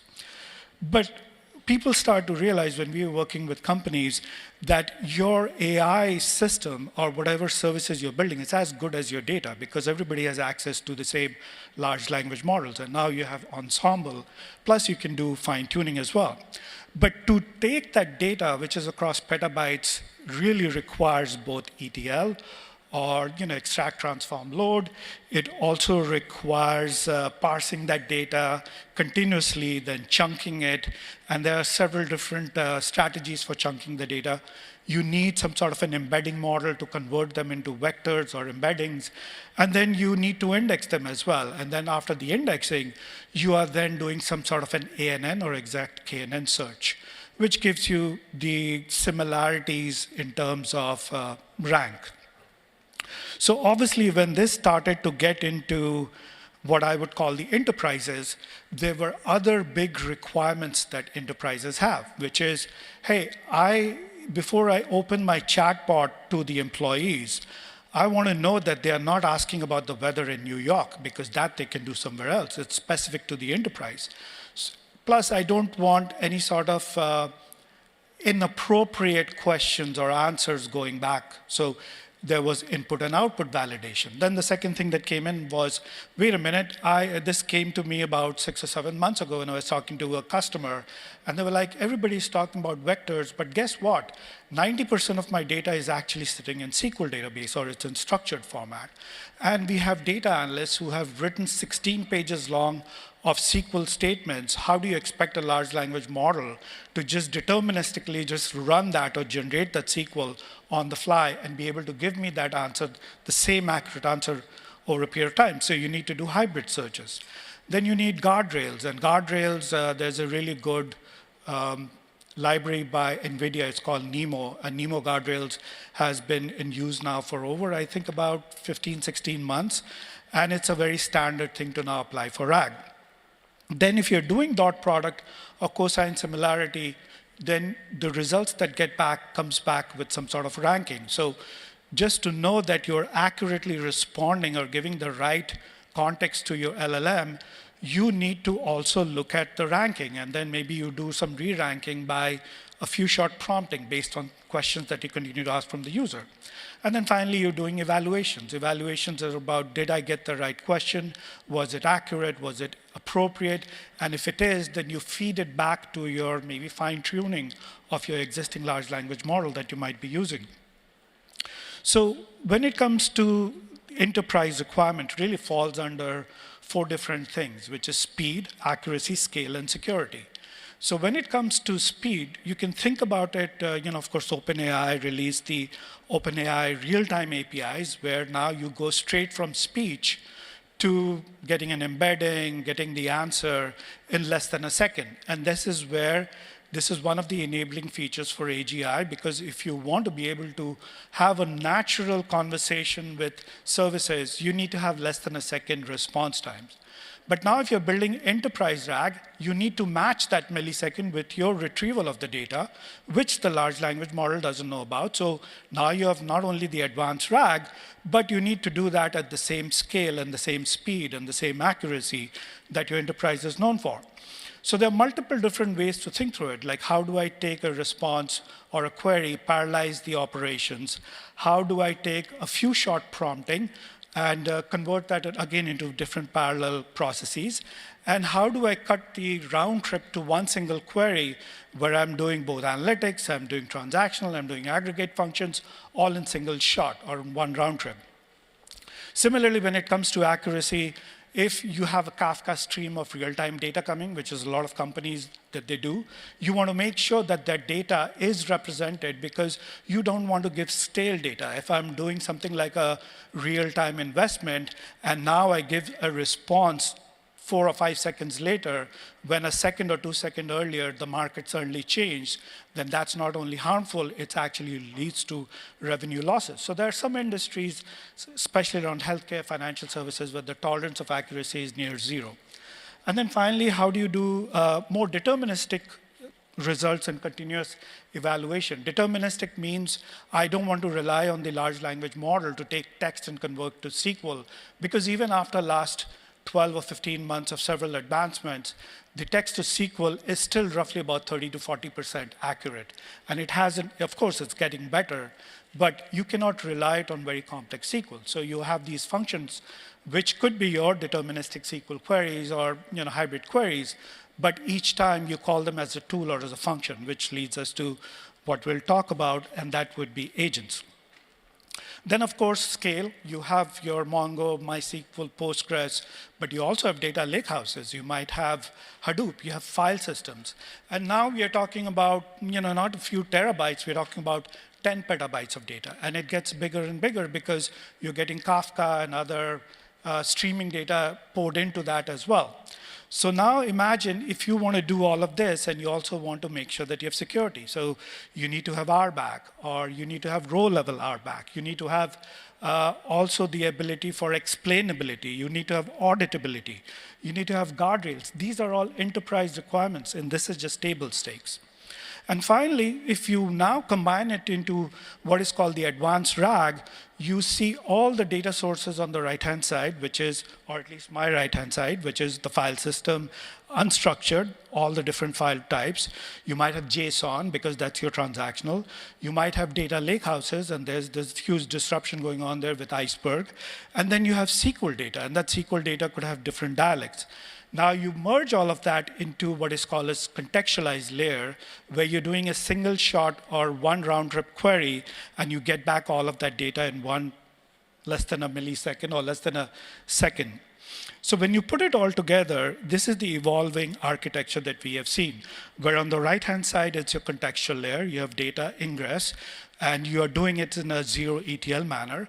And on the left-hand side is your framework. This is where you have Bedrock. This is where you would get LangChain or Llama Index, or we'll also talk about maybe the LangGraph that LangChain came out with. And then, of course, on the top, you have the interface layer, which could be conversational, plugins, and so on. Now, if you take a step back and say, okay, if we were to architect this, let's first look at how software engineering has evolved. And you would see that even from a monolithic system, we went to a modular system. And this was personified in microservices and object-oriented programming and so on. And similarly, in RAG, when we started off, it was all monolithic. You would do the entire RAG in one single file. I have done that as well. But you realize that's not scalable. You cannot maintain it. The exact same problems that you had earlier. So then came agents. And agents were like, OK, you know what? We can take the individual items that you do for RAG, and we convert that into an agent. And then we take that agent and we orchestrate it. But when you orchestrate it, the first evolution of this architecture was around creating a supervisory agent, which then breaks down the task and decides which agent gets whatever task. Now, that is all great, but what is an agent, right? So if you break it down, an agent really, in my mind, comes down to three things. It has access to intelligence, which is a large language model. And that large language model could be, in fact, a small model. It could be a fine-tuned open source model, and it could be specific to a domain. Second, it has memory and knowledge, which converts to data. So it has access to all your data, structured and unstructured, but it also remembers your session over a period of different interactions. And finally, it has tools, which is basically APIs. So multi-agent RAG systems, now think of all the RAG tasks that we have converted into separate agents. But you still don't want to run it through a supervisory agent because it's very non-deterministic. Now the supervisory agent decides which task goes somewhere else. So you want to orchestrate this in a workflow which is the same and has the if-then loop and the while loop, which is where the graphs come in. So now AWS Bedrock has this notion of an agent where you can actually not only create the agent in this architecture that we have defined, but you can do that in a deterministic workflow. And then you have the same system with single store on the right-hand side, which is your contextual layer. Now I put all of this together. And with this, I'll skip this because you can go to our site and you can read more about this. Now we take all of this and you build out an actual system. So we ended up building a system with Bedrock and single store that is an advanced co-pilot customer support agent. So for that, let me invite Swati Choksi. She is the leader of solution architecture team at AWS, and she's going to talk about how she built this entire, or her team built this entire application using this architecture. Thank you, Swati.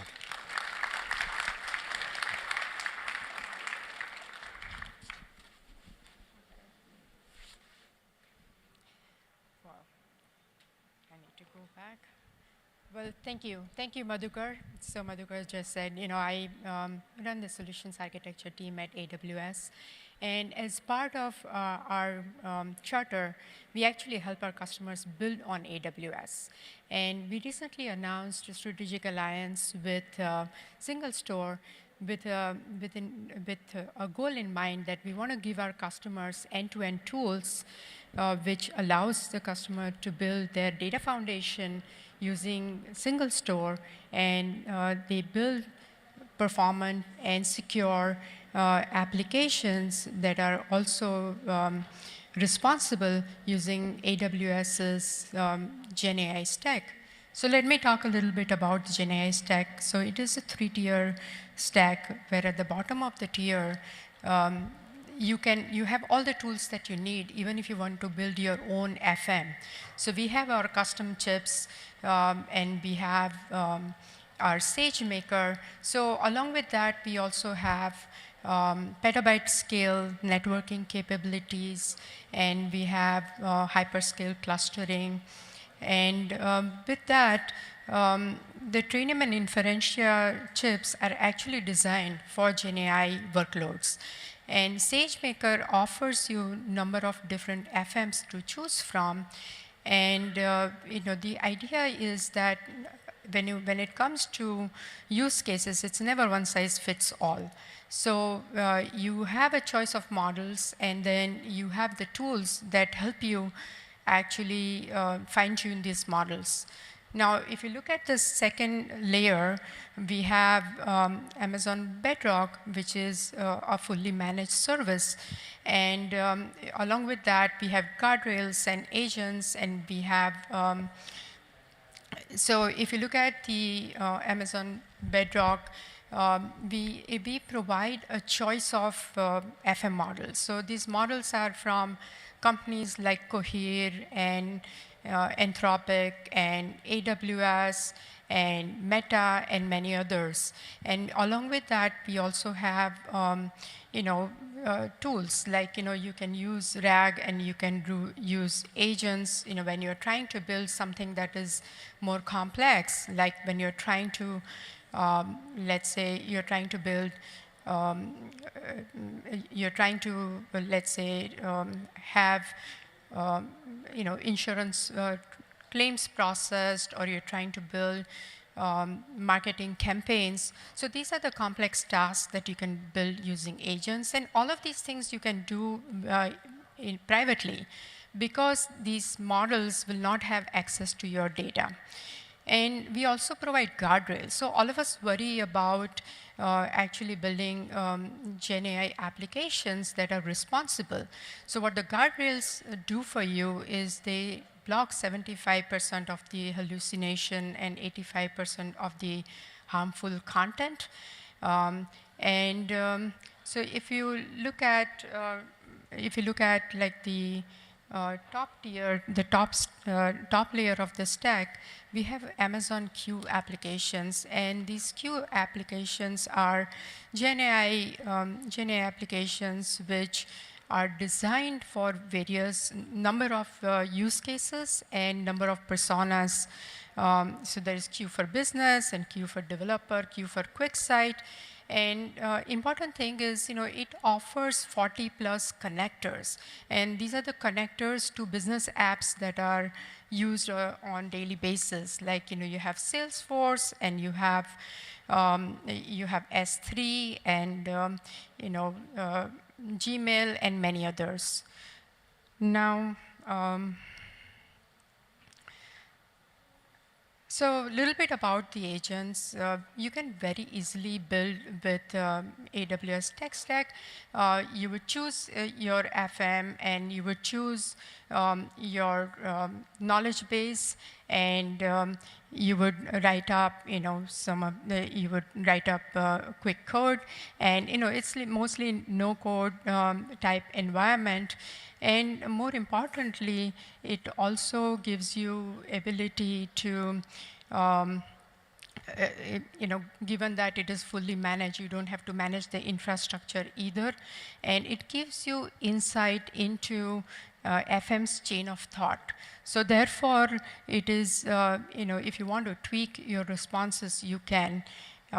Similarly, when it goes to, when we talk about our knowledge bases similarly give you insight into, so it will give you, when it gives you the result, it's a fully managed rack flow. So, you don't really have to worry about, all your ingestion and retrieval as well as prompt augmentation. All of that is done in a rack flow.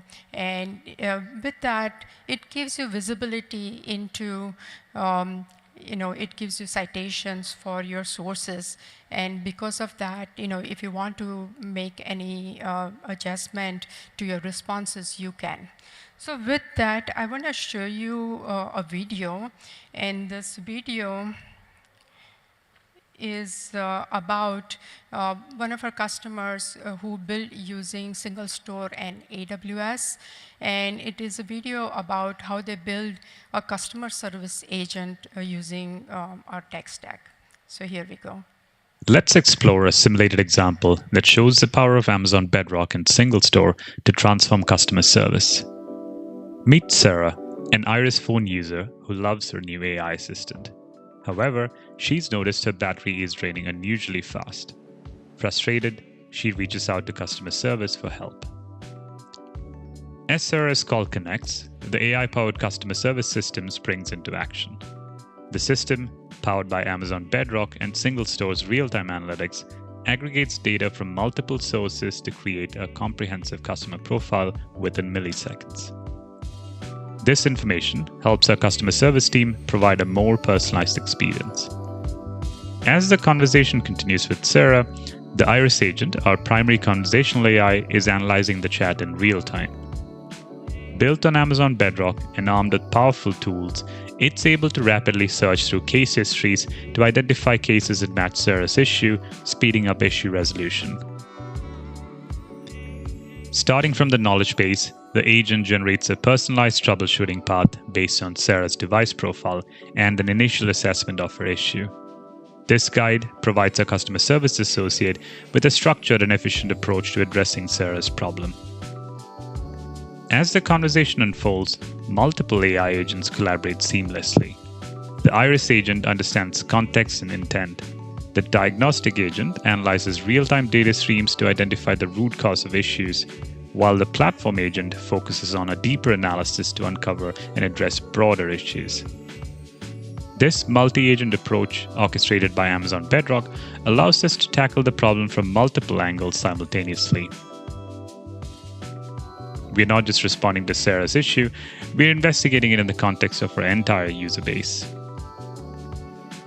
The Iris agent notices a broader issue and pulls in the platform agent for further analysis in parallel, showcasing how our system can escalate problems to prevent larger scale issues. The diagnostic report generated evolves with live data, And using Single Store's real-time analytics, we can instantly correlate this issue across millions of devices, generating a detailed impact analysis. Everything the Iris platform engineering team needs to make smarter decisions on what to do next. Transform customer service with real-time analytics and multi-agent generative AI for smarter, more personalized experiences. All right, and I want to leave you with this. This is a QR code you can use to get discount. So please try it out. All right, thank you.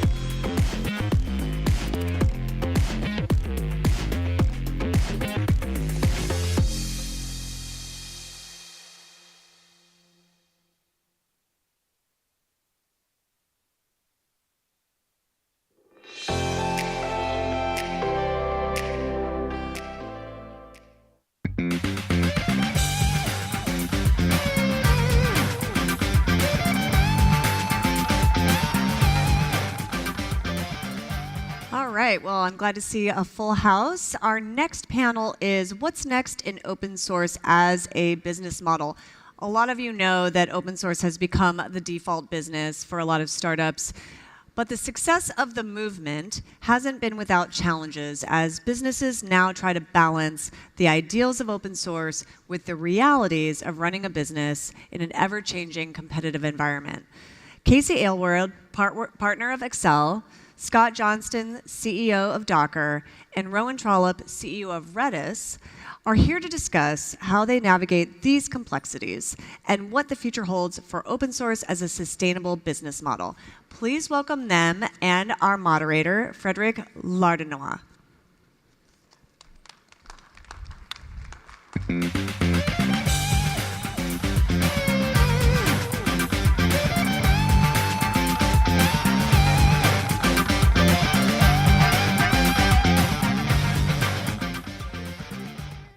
All right, full house. Thank you for being here. Thank you guys for being here. Thank you. When I set up this panel a few months ago, I didn't think open source was going to be such a hot topic that everybody wanted to talk about suddenly. So I feel very smart right now. Timing's everything. Good timing. And actually, let's talk about that for a second, because in part it's AI that has made open source such a hot topic, because nobody really knows what an open source AI model is. We've had the OSI's definition of what that is. The 1.0 came out yesterday. But talk to me about how you guys think about that in your business as, you know, what even is an open source model? An open source AI model, AI specifically. model, yeah. Not business model. We'll talk about that too. I mean, if you look at the history of open source, right, it's not unusual that we go through these waves where there's a project or a new license that comes out, and then we go through iterations, right? And I think we're at the start of yet another one of those waves. Models are not exactly code. They come with a lot of other aspects and properties that make them work and usable. And so we're going to go through this evolution of like, okay, what is right that creates community, that creates distribution, that creates innovation around the project, and subsequently can create businesses around it as well. And so I think this is just a natural part of evolution in these waves, these tech waves that we go through.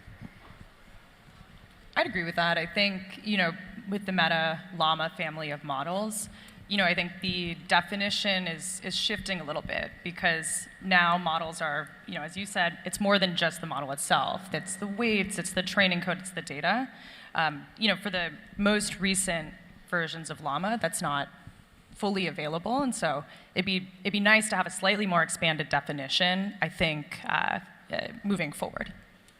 Yeah, I'd just add that I'm not sure who cares what the OSI says anymore, even including themselves. Fighting words.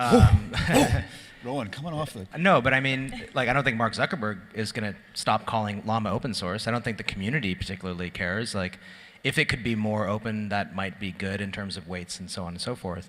But I think the key thing, at least what we've struggled with in the kind of little tech, big tech, battle that's been ongoing, is the protection against taking Llama or any other open source, quote unquote, and shipping it in your cloud in your monopolistic cloud service, and giving it away for free, or sort of unfairly taking advantage of the community's work.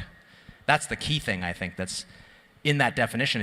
As you said earlier, it doesn't include any protections, and that's the key definition that Llama put into their open source license that I think has been excluded. So it feels like a pedantic legacy conversation around what is open source. I'm sorry. So I think that's a big part of judging the outcomes, right? Judging the outcomes of a license. I think there's always an important element that is the users and the community and the innovation that comes around those projects, right? So to your point, like, definitions on paper are less important than does the community pick it up? Do they take it forward? Do you see additional innovation around that? Do you see businesses being constructed around that? Which is also a complement to what you just said, which is like our business is also eroded as a result of the license, and so it's that balance. Right, because we've seen these communities just spring up around these models now very quickly, but faster than around any of the closed models and that Google and others are putting out there. So, I mean, I think everyone, at least everyone who I read and care about, has said, well, this is great. Like, Mark and the team did an amazing thing. They made it open source. Then you have this little, again, somewhat pedantic argument about, well, that's not really open source. I don't know. And according to this latest definition, it's not. Right, it's not. So let's see if Mark changes his language. That'll be the test. Or does it matter? Exactly. Or does it matter? I give them, it's a custom license, so by the OSI definition, it's not technically open source. I think stepping back, one of the things that you never want to do is break the trust of the community that you're building. And I think to their credit, they've been very obviously with the license, they're very straightforward with exactly what they're putting forth. And I think that's been an important part of building trust with the community and the whole ecosystem that could develop around it. Yeah, and all of this comes down to the discussion we've had in the open source ecosystem for years now, which is the licensing debate, right? Which, Rowan at Redis, you've gone through various changes over the years. Docker has made changes, At this point, if you think back to the changes you've made at Redis, for example, where clearly you were competing with AWS and others, and they were taking your code. Do you feel good about where you are right now with the changes you've made?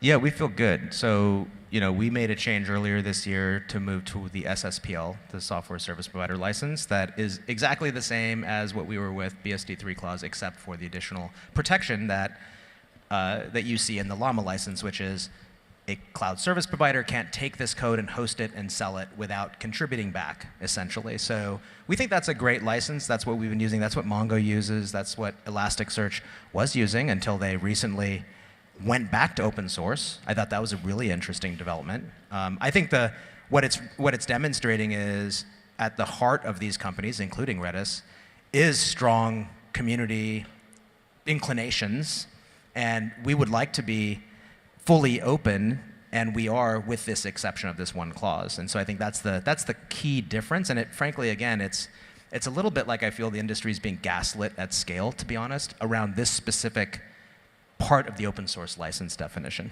I think Rowan nailed it. And Casey went there as well, which is like setting expectations with the community and then being consistent about that is how you build trust in the long run, in the long game. And I think there's been various lessons learned with folks on stage, but also, of course, the audience on that. And I'll share with our own journey. So Docker's never changed its open source license. We've been Apache v2 since the beginning. What we did change, with also full communication to the community about what we were doing, is we changed the commercial license of Docker Desktop. So Docker Desktop was always a commercially licensed product. It was never 100% open source. It includes open source components and technology. And what we did in the August 2021 timeframe is change it from a commercial license that was 100% freely available to a commercial license that was free for most of the community, like tens of millions of members of the community. But if you were a company of a certain scale and size and using it for commercial purposes, then in order to reinvest in the product and reinvest in the community, it came with a commercial pay-for license. But we had to be very, very intentful about where we're going and why we're doing it. And then we had to follow up with plowing the proceeds back into the product to demonstrate that we weren't just grabbing cash, but we were in fact investing in innovation for, again, tens of millions that got it for free and a very small subset that had to pay for it.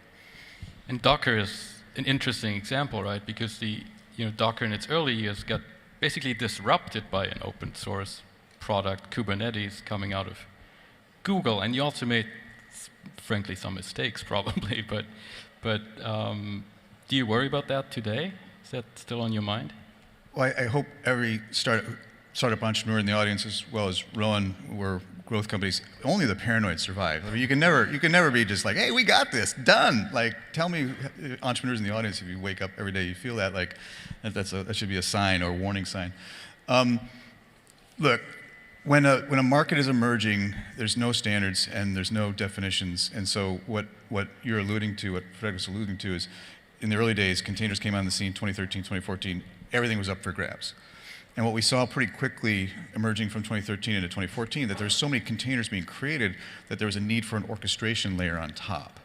And Google, to their credit, joined the community, had Google Kubernetes as a layer over that. They're still running Docker containers underneath that layer, and then we had a competing product, Docker Swarm, and there's a whole bunch of lessons learned. We're not going to take up the rest of the panel on kind of where to compete, how to compete, what your competitive advantages are. Pleased to say that as a developer-focused company, we're still alive. Kubernetes is our best friend now because that's where the containers get deployed to. And again, the long game with the community, things work out, but you got to be intentful on where you're going. Now, from the investor perspective, as you're talking to these early-stage companies and they come to you and they say, I'm an open source company, what kind of conversations do you have with them at that point? You know, it's funny to me because I realize the topic of this panel is what is an open source business model, but to me, open source sort of just means software these days. So I think it's sort of a catch-all. It really is just a catch-all phrase, and I really think of it as sort of just what is your distribution model for this? With founders that I talk to who are building open source projects and starting to think about companies, it is one of the things that they're probably most nervous about is like how they're going to communicate this to the community. I always view that as a really positive sign. You want to over-communicate. They're very intentional now with exactly how they think about licensing very early on in the company days, which I think is, they're learning from other companies that came before them, but I do think that is an important conversation to have. And then this is sort of maybe interesting advice, but I always encourage founders actually to monetize a little bit earlier. I think, some of you might be seed stage founders or Series A founders in the open source space. I think when the community doesn't know what the commercial product is going to be, you actually just get a lot more anxiety and paranoia. And so once you create that first cloud service, it actually just answers questions for the community. And I think that's super important. I think the intentionality just cannot be underweighted here. Like, we spend the rest of the panel just on this, probably lessons learned from the School of Hard Knocks, but so it's intentionality around licensing, it's intentionality around what you open source, what you don't open source, where you draw those lines. It's intentionality around what interfaces do you create for the community to participate at what level of sophistication or technology. Like, not everyone is a systems programmer that can dive deep and contribute to your project. So acknowledge that and build in other interfaces if you desire to create a community around your thing. And to Casey's point, you cannot be too early in being intentful on all those dimensions, including the monetization one. Let's talk about drawing the line there for a second, because a lot of the companies I talk to are still figuring that one out too. Where do you tell people to draw? I mean, every company is different, but where do you generally tell people this should be the commercial product? And it's a single server, single sign-on, things like that, enterprise, right? Yeah, I don't think there's any one right answer. It is the first question I always ask, like, have you figured out your business model yet before anyone's going to invest in you? But I've seen all kinds of different approaches to this. The classic is sort of like, okay, we'll be the ones that host it in the cloud and provide the manageability and security and reporting and observability, all the abilities, et cetera. That's like the classic case, I would say. There's also multi-server versus single, or in case of infrastructure, high performance, sort of mega scale versus running it for your own personal project. So those are the ones that we have seen the most commonly in the infrastructure layer. I'll just add one more to that, which is if you think about community and building a community of developers around your project, developers love to scratch itches that they're trying to fix for themselves, right? You know, customer zero or dog fooding. And so you can think through that logically from a product architecture standpoint and say, okay, what do developers care about? What do they want to use? What do they want to spend time investing in? And then, if you're selling infrastructure or if you're selling into B2B scenarios, there's a whole bunch of capabilities and features and functionality that have budget that big central IT organizations pay money for that developers don't care about. Now, I'm sure I'm not going to offend anyone in the audience. I hope I don't offend anyone in the audience, but how many developers wake up every day to add functionality to SSO, right? Or add functionality to Skim? I'm sure there's some in the audience, God bless you, but most developers don't. That's not developer-facing functionality. But guess what? There's huge IT budgets for that type of corporate functionality, that's centralized visibility, control, and security. And you can keep that closed, and most of your community is not going to care, right? And so really, again, intentionality about where you draw those lines and what developers care about versus what they don't, broadly speaking, is one way to think through it. Yeah, I think, kind of to your point, in the best way possible, developers are lazy. They don't want to they don't want to build an SSO, they don't want to think about security features. And so, it obviously depends on the exact product you're building and what sort of layer of infrastructure that you are building for. But, you can be a cloud-hosted service, or you can go and build these other features and be sort of open core. And even some of the companies I work with, like Astral in the Python tooling space or Void Zero in the JavaScript space, those will remain open source, but over time, they will slowly layer in features that get them to high end of enterprise. I thought we were shifting everything left and developers had to care about all of these things now. But you mentioned open core. Is that kind of the standard model you're seeing then right now from most companies that you're talking to? It's some combination, usually of open core or just a cloud-hosted service of the project. I think most founders these days, they prefer to keep most of the functionality, and certainly the community cares about this as well.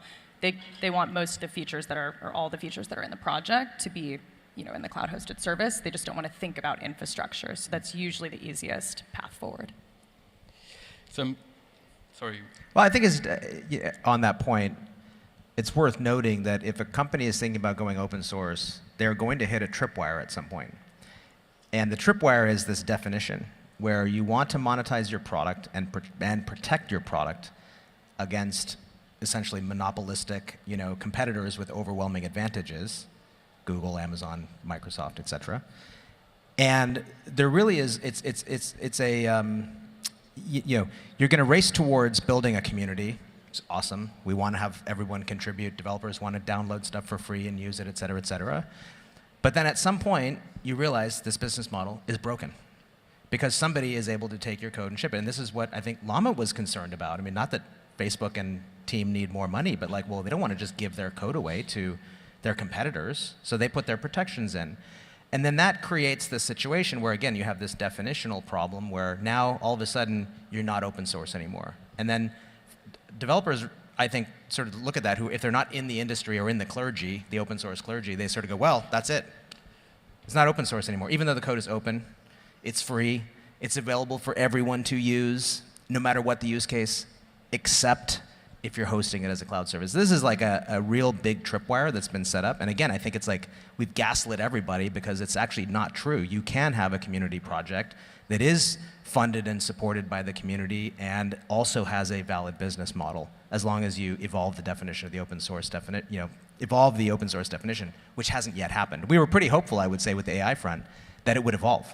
And, well, now it's not going to. But to your point, how many people in the audience or how many developers wake up and the first thing they do is check the OSI definition? There's 40 of them on Twitter. Right? I know their handles. Right? And so, well, again, proof is going to be in the activity, the poll, the distribution, the excitement, the innovation around these projects. And I would say that is going to be what truth is, right, versus what's written down on paper. Yeah, agreed.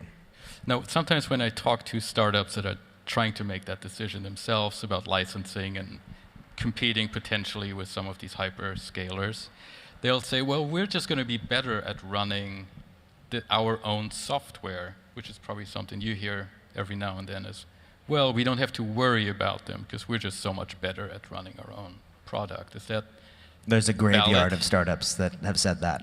Yeah. Good luck. Well, and this, I mean, it gets back to like where you're going to draw the lines of what's open, what's not. Like the open single server as an example, okay, don't compete head to head on that. But if you hold back like multi-server, right, or caching across multiple environments, like you hold back some of that stuff, yeah, guess what? That's proprietary IP that you can have a hosted service that's better, but it depends on being very intentional about where you draw those lines.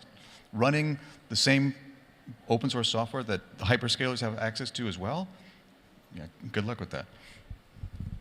I think you always want to have something that you're doing in terms of either developer experience or maybe performance for multi-server orchestration, something like that. Going head to head with one of the hyperscalers on running exactly the same software is going to it's going to be nearly impossible. Obviously, they don't have the same exact community that you do. They're not at the front edge of it. They can't create the same developer experience or maybe even have the same performance benefits in the project. But I wouldn't recommend it. Yeah. Now, maybe I'll just stand up for the hyperscalers for a moment here. So don't. Wow. But they will. I mean, I'll just play devil's advocate here. They'll say, but we're great contributors to all of these open source projects, and we want to help the community as well. I'm getting side eye from you guys here, but is there a redeeming quality to these companies? I mean, certainly, some of them have actually gone and contributed significantly to open source projects, for sure. Microsoft is a great example of that. They've been a great partner to us, and I think so. It can be done, but it's not consistent. And again, if you don't have a protection in there, then you're always running that risk. And I think probably Google and Amazon have done good things too, right, across the boards. They certainly have contributed to Redis when it was open source. Not in a significant way, but they have contributed. But as soon as it came time to pay the piper in terms of, okay, hey, we actually want you to contribute so that we can continue to maintain the source code, because we did 95% of the contributions, that's when the doors closed. And look, to be fair to the spirit of the question and the hyperscalers, their ability to host what can be, in some cases, very complicated software and create an environment that's easy to use without having to install, set up, configure, security, that's benefit. That creates a market, right? It creates a top of funnel in some cases of the market, and so there's real value in that in growing these markets. So it's a fair point, Frederick. But you do have a monopoly issue. I mean, so you do have monopolies here who use the monopolies in unfair ways. And that is something that I think is not good for little tech. It's not good for innovation. It's not good for what's happening in AI. And it has to be fixed, in my view. I think that's fair.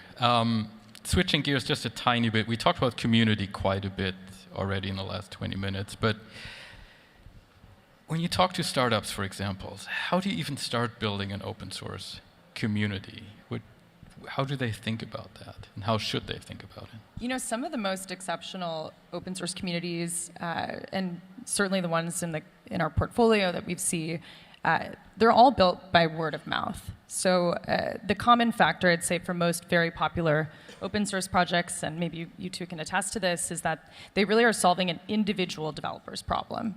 And typically, they're doing it very, very fast. I think even some of the most complex infrastructure open source projects, I like to think of it as you could kind of implement this in your lunch breaks. You basically have up to an hour, but more realistically, 10 minutes to see if something's going to solve your problem. And so, the way that the most incredible experience that you can create for a developer is just something that's so fast or so simple that they almost question if it's working, right? And so I think those are really magical developer experiences. And then developers just talk to each other, whether it's in person or on different Reddit forums or in Discord community servers. They're very prolific with sharing tools that they love. And you start to see this real grassroots movement in the community, and that is sort of pops up in different ways, but that's typically what we see. No, I love that, and I would only add to that, in addition to the magical experience, we call it less than 10 minutes to wow, is you have to approach the community very authentically if you really desire their contribution and participation. And that means not just speed and iteration and delivering value in the product, but speed in considering their pull requests, right? In hosting demos and hand-on hackathons, in showing them early snapshots of stuff that may be very raw and in alpha, and not for show, not performative, right? It's got to be like, we really want your feedback. Oh, look, we just put in this pull request, and 24 hours later, there it is again, right? And so community, maybe another way to say it is like, community building has to be authentic. It cannot be performative for the sake of having a community, because for the sake of building distribution, you have to really want it and invest in it with intentionality. I think that's the new word of the panel. Right? Love it. Yeah, because I mean, a lot of the companies I talk to will say we're open source, but you ask them if they're taking outside contributions. Right, they don't even do that, right? So that's it. But it can't just be build a good product. You say going out there. What about working with foundations, for example? Is that something useful, something startups should even consider? Like the Linux Foundation is the obvious example, I think. But one of us are going to jump on that. Rowan is making faces, so I want to hear what he... I don't know. I mean, seems like they're doing important work over there, but I don't know exactly what it is. Whoa. No, I just don't. Actually, I'm not educated. I'm not saying that pejoratively. Look, it's a wonderful question. Again, we could spend the rest of the panel on this, but as you scale and see success in your project, there are other market participants that will come at you, and you have a really interesting challenge, a strategic decision at that point. Because if they see enough value in what you're doing, you could run the risk of a fork, in which case you lose control, potential control. Or you're like, okay, can I effectively put this in a foundation, gather all these folks around, align enough, you're never going to align 100%, but align enough of incentives such that I maintain enough control, they're incented that we don't fork. And so there's a phenomenally strategic decision on the part of a company. Not exactly a one-way door, but it's pretty close to a one-way door. And so, God, I should just shut up, but I keep saying intentionality. Keep going. Intentionality, because if you don't do that and you fork, you're in a very different world. And so it's about what degree of control versus the risk of forking is kind of the inputs to that very sophisticated conversation and decision. And we've just seen some startups just, maybe not even fork, but just take the code from others, open source projects. Who will remain nameless, at least by us, by the panelists. Not you, not any of you, conference. but we've seen. I mean, forks have actually become a topic recently that we hadn't seen for a while. You mentioned Elastic, AWS as a fork of that. HashiCorp. A lot of companies have had to deal with that. If a company came to you right now and said, we're forking an open source project, what would you say, Casey? Let me think about that. I think, no, I think, look, it really depends on the reason for the fork, because you are making a decision to move in a different direction from the existing community and potential governance structure of that. And so for me, it's a question of why are you doing that? Maybe, I don't know, maybe there's a huge disagreement, maybe there's a fundamentally different thing you want to do, but I think I'd certainly have a lot of questions around why you are diverging from the community, because I think, again, the community is the most important part of all of these projects, and so when you're moving in a different direction from that, I think it's important to understand exactly why. Right. Sometimes it's the community that's moving away from you. Yeah, that too. That might be a problem. Now, in the last couple of minutes, I just want to get us back to the original topic of the business model of open source. Like, what's next? Because it feels like we're at a bit of an inflection point right now. Like, where are you seeing the ecosystem going? Where are you seeing the business model going? Yeah, I mean, look, anytime we go through these tech waves, right? Whether it's Moore's law or Metcalfe's law, like the physical forces underlying our industry every 8 to 10 years just blow up the stack. And we're in the midst of one of those explosions right now, which is fantastic, right? If you live for this industry. And so what that means is, if I'm an investor, like, what a great time to be investing in open source. Because the whole stack is coming up for grabs now. Asterisk, not in all parts, but. And so I think you're going to see, just like we talked about earlier, LLMs are not pure source code, and so now there's a whole discussion going on, like, what should the model be for that, and the community is going to decide, and businesses are going to decide. But that's not the only layer that's getting disrupted right now. And so I think we're going to see just an explosion of companies, explosion of different licensing models, And what a great time to be alive and in this industry. As fans and contributors to the open source community, we really hope that this continues, and we think there are some issues that have to be resolved. I remain pretty hopeful that we'll get through that, because I just think it's too good for the industry for it to go away. Even though there are challenges, you also do see very successful companies emerge with open source models, despite everything that we've said today. So I think it's, and we'll see what happens with this AI evolution, and what Facebook has to say about the recent sort of decree. But I don't know. Like I remain hopeful and optimistic actually about the future of open source. I'm sorry, Casey. Oh, go ahead. I say, look, open source has been the catalyst for innovation. And you look back, historians will look back 200 years from now. Like, open source has been the catalyst for innovation in this century, right? And like, why can't we not just expect more and more and even greater outcomes from that? I think developer preference has shifted, and in most cases, to build a big company now, a lot of software exists. You need interoperability with those tools. Open source is an incredible way to do that. It's an incredible way to get distribution very, very fast, and we're seeing that. Actually, most interestingly, that at a global scale now, you can get distribution globally. So. Great point. Great point. All right, open source is not going away, but we are. Our time is up. We are. Well, we all ending on a bummer here. Thank you all so much for the conversation. Thank you. Thanks.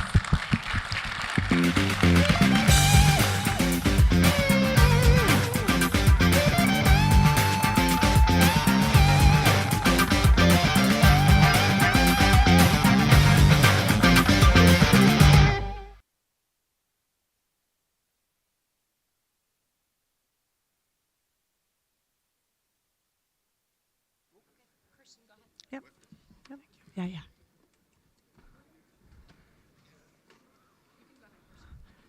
Okay, while people are doing selfies, it is lunchtime, the best part of the day, right? But be sure to be back here at 1 p.m.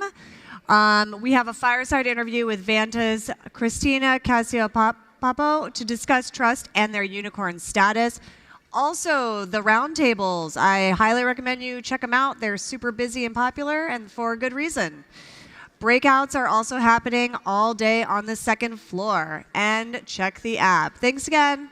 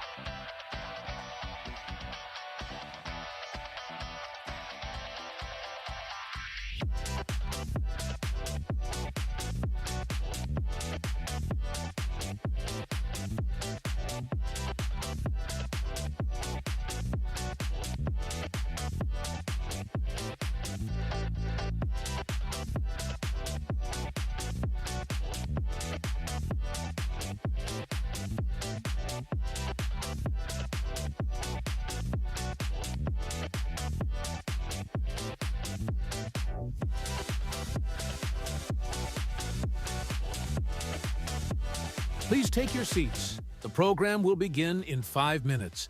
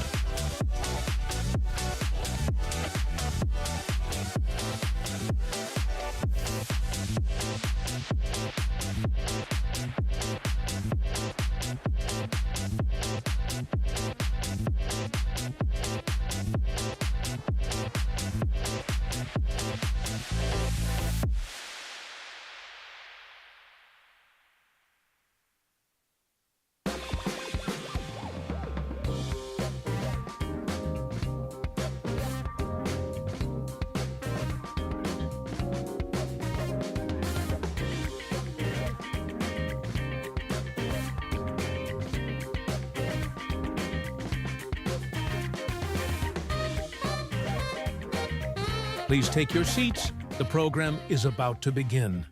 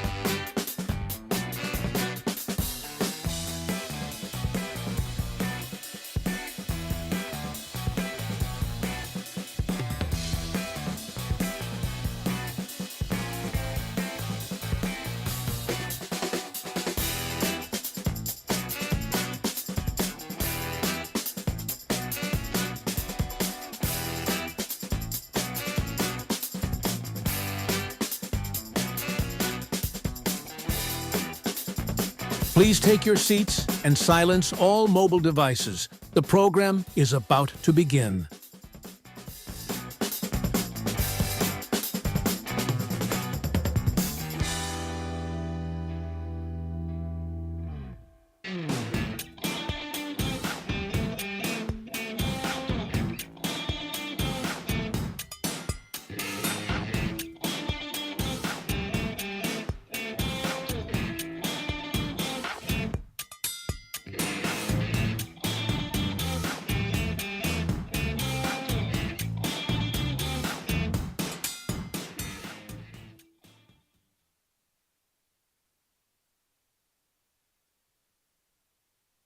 Please welcome back to the stage TechCrunch Transportation Editor Kirsten Korosek.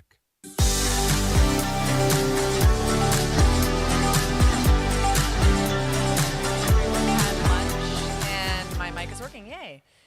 All right, I've got some acronyms for you. SOC 2, HIPAA, ISO 27001, my favorite, GDPR. A few people want to deal with them.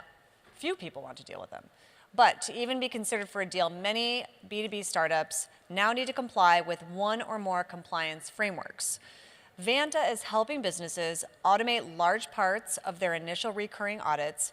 CEO and co-founder Christina Cassiopo is sitting down with Frederic Lardenois to talk about what it has been like to build and scale a trust management startup and how AI, that's the theme, right, today, and other new technologies are shaping its future. Please welcome them to the stage.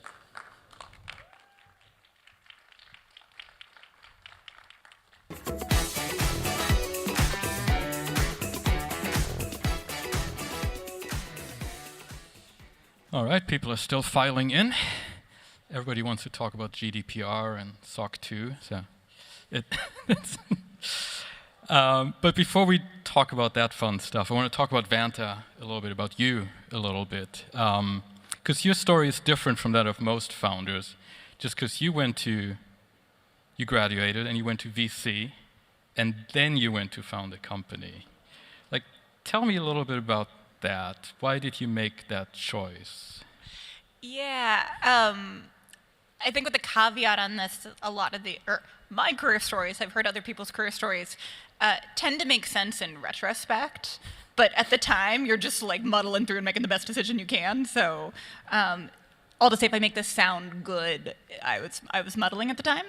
But I think I got out of school, was a kid who liked the internet, was kind of obsessed with Apple Computer in middle school, you know, all this stuff. And so kind of knew I wanted to do something in startups, but wasn't particularly qualified for like kind of anything. And because you graduated in economics. In economics, yeah. Yeah, which is wonderful, and I love micro, and econ's great, but like not obviously a great, you know, what role do you go into? And it's kind of like, I don't know, like new grad who can hopefully do things sort of roles. Anyway, and then a venture firm in New York, Union Square Ventures, had a blog. One of the principal, the GPs there, Fred Wilson, kept this blog, ABC, and I read it, and he wrote this post about how he wanted the firm wanted like a new young kid, basically, at the firm, because they had this wonderful person named Andrew who's moving on, and so they needed to like backfill Andrew. And I read that post and was like, wow, this seems incredible. I wonder who's going to get the job. Definitely not me. And like kind of went along with my life. And then Well, you didn't apply? I did not apply. It was like 2 or 3 weeks. And then at the end of those, I kind of kept thinking about it. And then, you know, it's like, maybe I should, you know, I'm not going to get it, but like, I'll send them some links. The job post was, send us a couple links to your web presence. And so, like, literally the night before the thing closed, I sent them some links and was like, well, now I can stop thinking about it, because clearly that's a dead end here. And long story short, I got the job, which was probably primarily shocking to me. But it was less say, like, I'm sure, like, VC sounds really cool and awesome and, I don't know, lucrative or something, but, like, did not think that was me. Ended up at this firm that was 5 people at the time and really wonderful and like great. Fred, Brad, and Albert are all wonderful, and learned a ton. But I think I sat there and got to meet with founders all day, every day, and mostly wanted to be them. And my job was great. Like my job was like objectively wonderful. But I kind of didn't want it, and I like grappled with that a little bit, and was trying to figure that out. I was also a little Most people would more be very happy to have a job in a VC firm like Yes. Union Square Ventures. Yeah, I know. I thought I was trying to figure out, well, is this just a me thing? Maybe I should just, whatever. Anyway, I think for me, one of the really helpful things on that was part of that job is you meet founders all day long, and like you see this, but there's lots of different types of founder. Sure. And that, at least at the time, the media narrative was not that. The media narrative is like, everyone is Mark Zuckerberg, they've been coding since they were 4, they go into their dorm room, they make a thing, 1 billion people use it, like, and if you don't do that, like, you're not a founder. What media would write that? Yeah, exactly. Definitely not TechCrunch in 2007. But anyway, I think the really helpful thing was just seeing how many different ways people could do it, and that helped a little bit with the like, oh, I could be a person who does this piece. That was a big part of it. So you went on to start a startup. Kind of. Lab. It's kind of, you were like, I'm done here. Yeah, again, gonna tell the story in a more linear way, but than it was in reality. But the other kind of chip I had on my shoulder was I wanted to start a technology startup and I couldn't code. And lots of people start technology startups and cannot code. And one can do this. But I felt personally I could not, because so much of my confidence comes from like personally just like feeling like I understand something.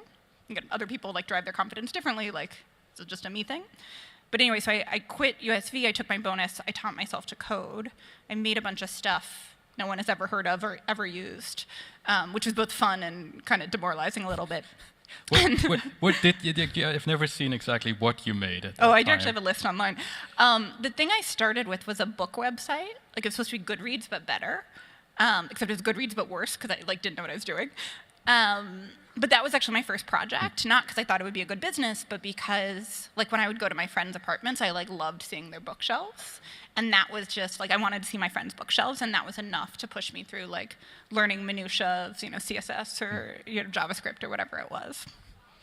Now, from that, you went to Dropbox, and then you decided to leave Dropbox and found Vanta.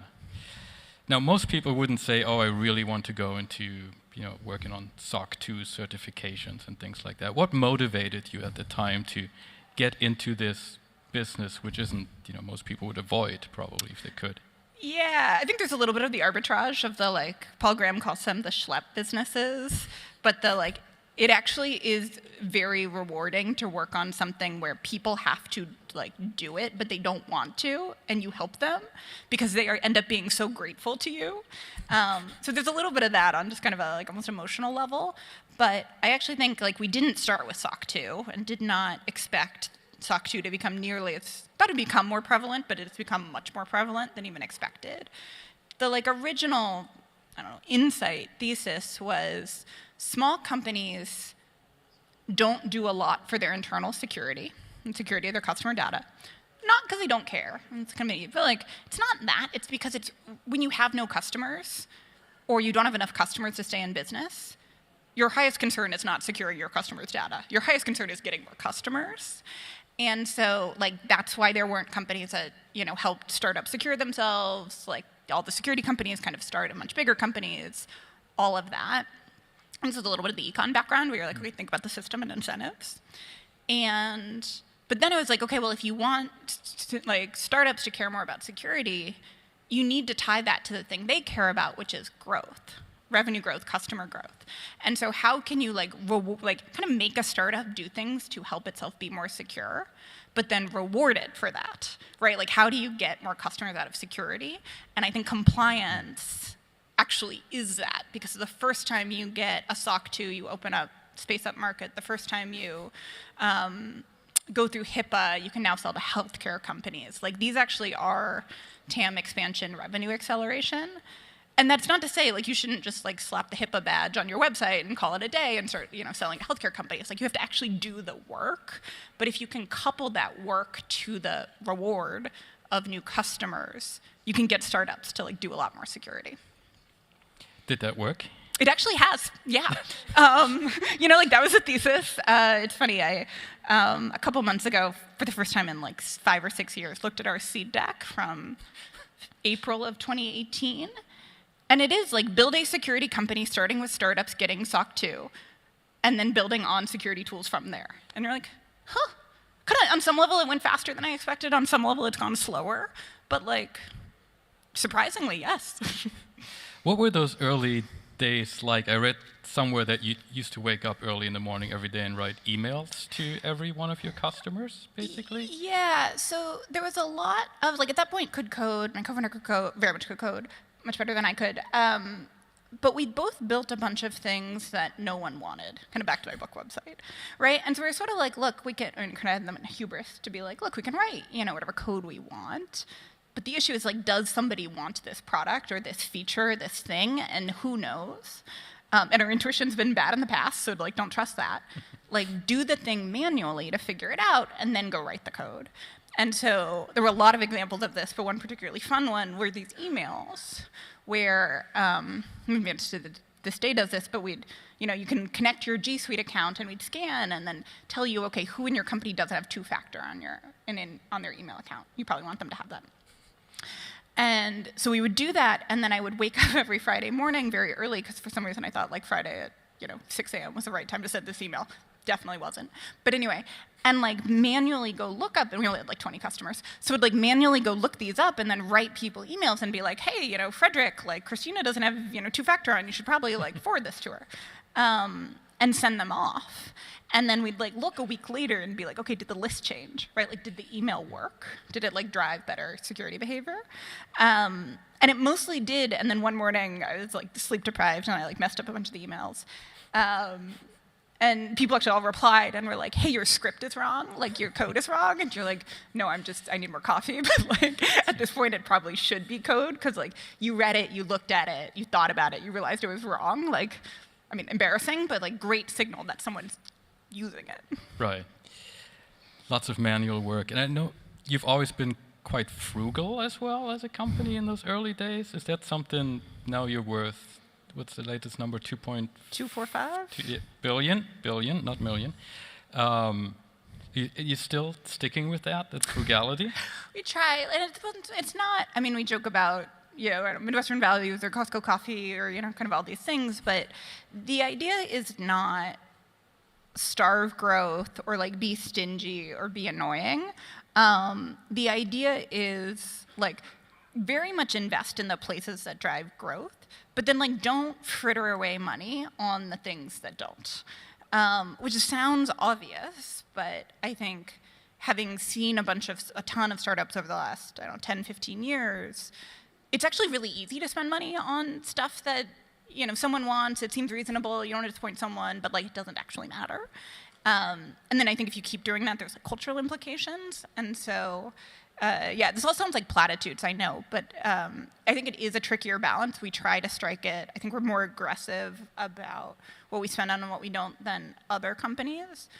Maybe it's the right balance, maybe it's not. We'll know more in a couple of years. Scorecard will come out. What will you not spend money on that some other companies would, you think? I mean, I think our offices are nice. I think some people at Vanta, if they were on stage and we gave them truth serum, they'd be like, the offices could definitely be nicer. The offices definitely could be nicer. I think relative to the heyday of your San Francisco tech office in, like, the late 2010s, our offices are, like, nowhere near that. And I think there's a balance of, like, treating people like adults is, like, another frame, and, like, truly like adults, not like kids, kind of. We'll do food a couple days a week, but, like, food around get-togethers and, like, or, like, team offsites, or, like, we're together to drive something versus, like, I worked at a place that had, like, 3 meals a day, 5 days a week, and it was wonderful. But, like, there probably could have been similar business outcomes with, like, slightly less Michelin-starred chefs involved. Sure, those are nice. Slightly fewer. They are nice. I'll take them. Yep. Talking about business outcomes, when did you realize that you were onto something?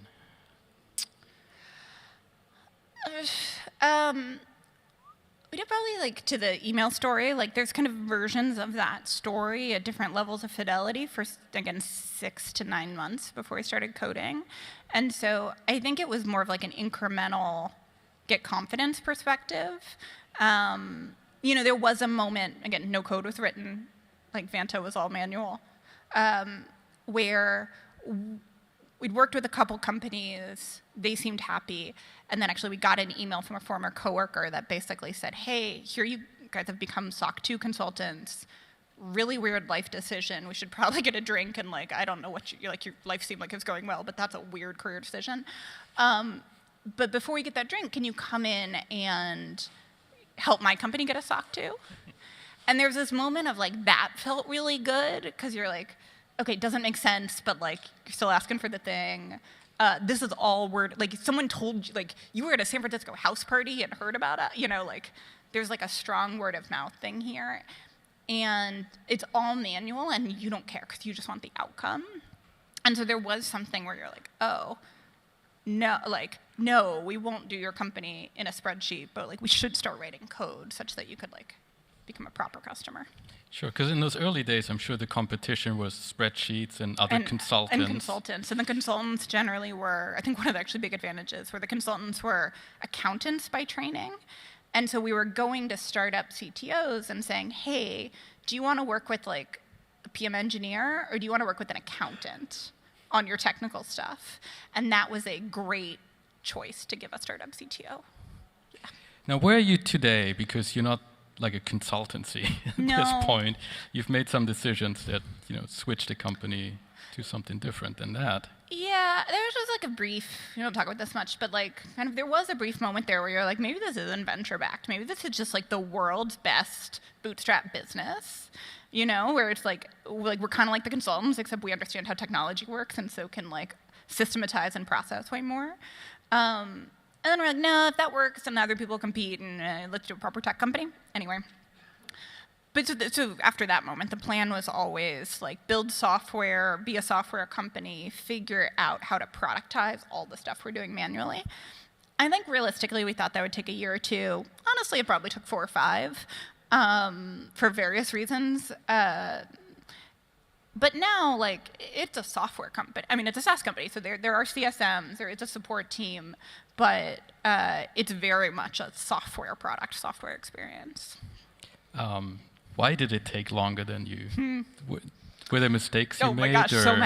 so many. Like, we were so bad at hiring. Just like, it took so long. And some of that's like, again, you're like 2 people working on SOC 2 in a room, like who wants to join that? You know, like there's some of that's inevitable, but some of it was like, we just like messed up a bunch of stuff. Yeah, you know, like software estimation and software engineering is like one of the world's great unsolved problems. Kind of joking, kind of serious. You know, like we just thought we'd like build much faster. There was way more complexity than we thought. The trope about like, oh, if you told me what we would have had to do, would I have started? You're like, I am glad I didn't know. Right, right. All of that. Now, fast forward to today. The world has changed a little bit. We've tried to avoid saying AI for a while here, but we've made it. We got it like almost 20 minutes. Almost 20 minutes, so pretty good. But that must be what your customers are thinking about right now. Is that one of the main reasons they come to you at this point, or is it becoming one? Or I think it'll become one. So when we talk about the startups we serve, they're very driven by their customer demands, as I think they should be. As in, if their customer says you need to get a SOC 2, they get a SOC 2. And if their customer says you need to figure out what the EU AI Act is going to say and go along with that, they're going to do that. But they don't do that for fun, right? And so on the AI standards, there's the EU AI Act, there's regulation from NIST in the US, from ISO in Europe, and there's all these kind of competing like standards floating around, but it is not, like that universe hasn't cooled. It's not clear if we're going to centralize on one thing, who's going to ask for what. And so I think a lot of startups actually are in, you know, again, if you tell me I need to jump over this bar, I will, but I'm not going to do that. Again, I'm not going to do that for fun.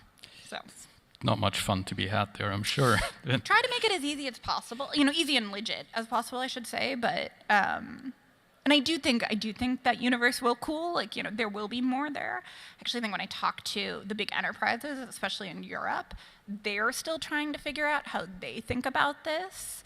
And so once they figure that out, they will then push the requirement down on all of the software companies that do business with them, and like that's when it'll show up. But it's extremely complicated for them now. Yeah. What are some of the biggest mistakes they're making?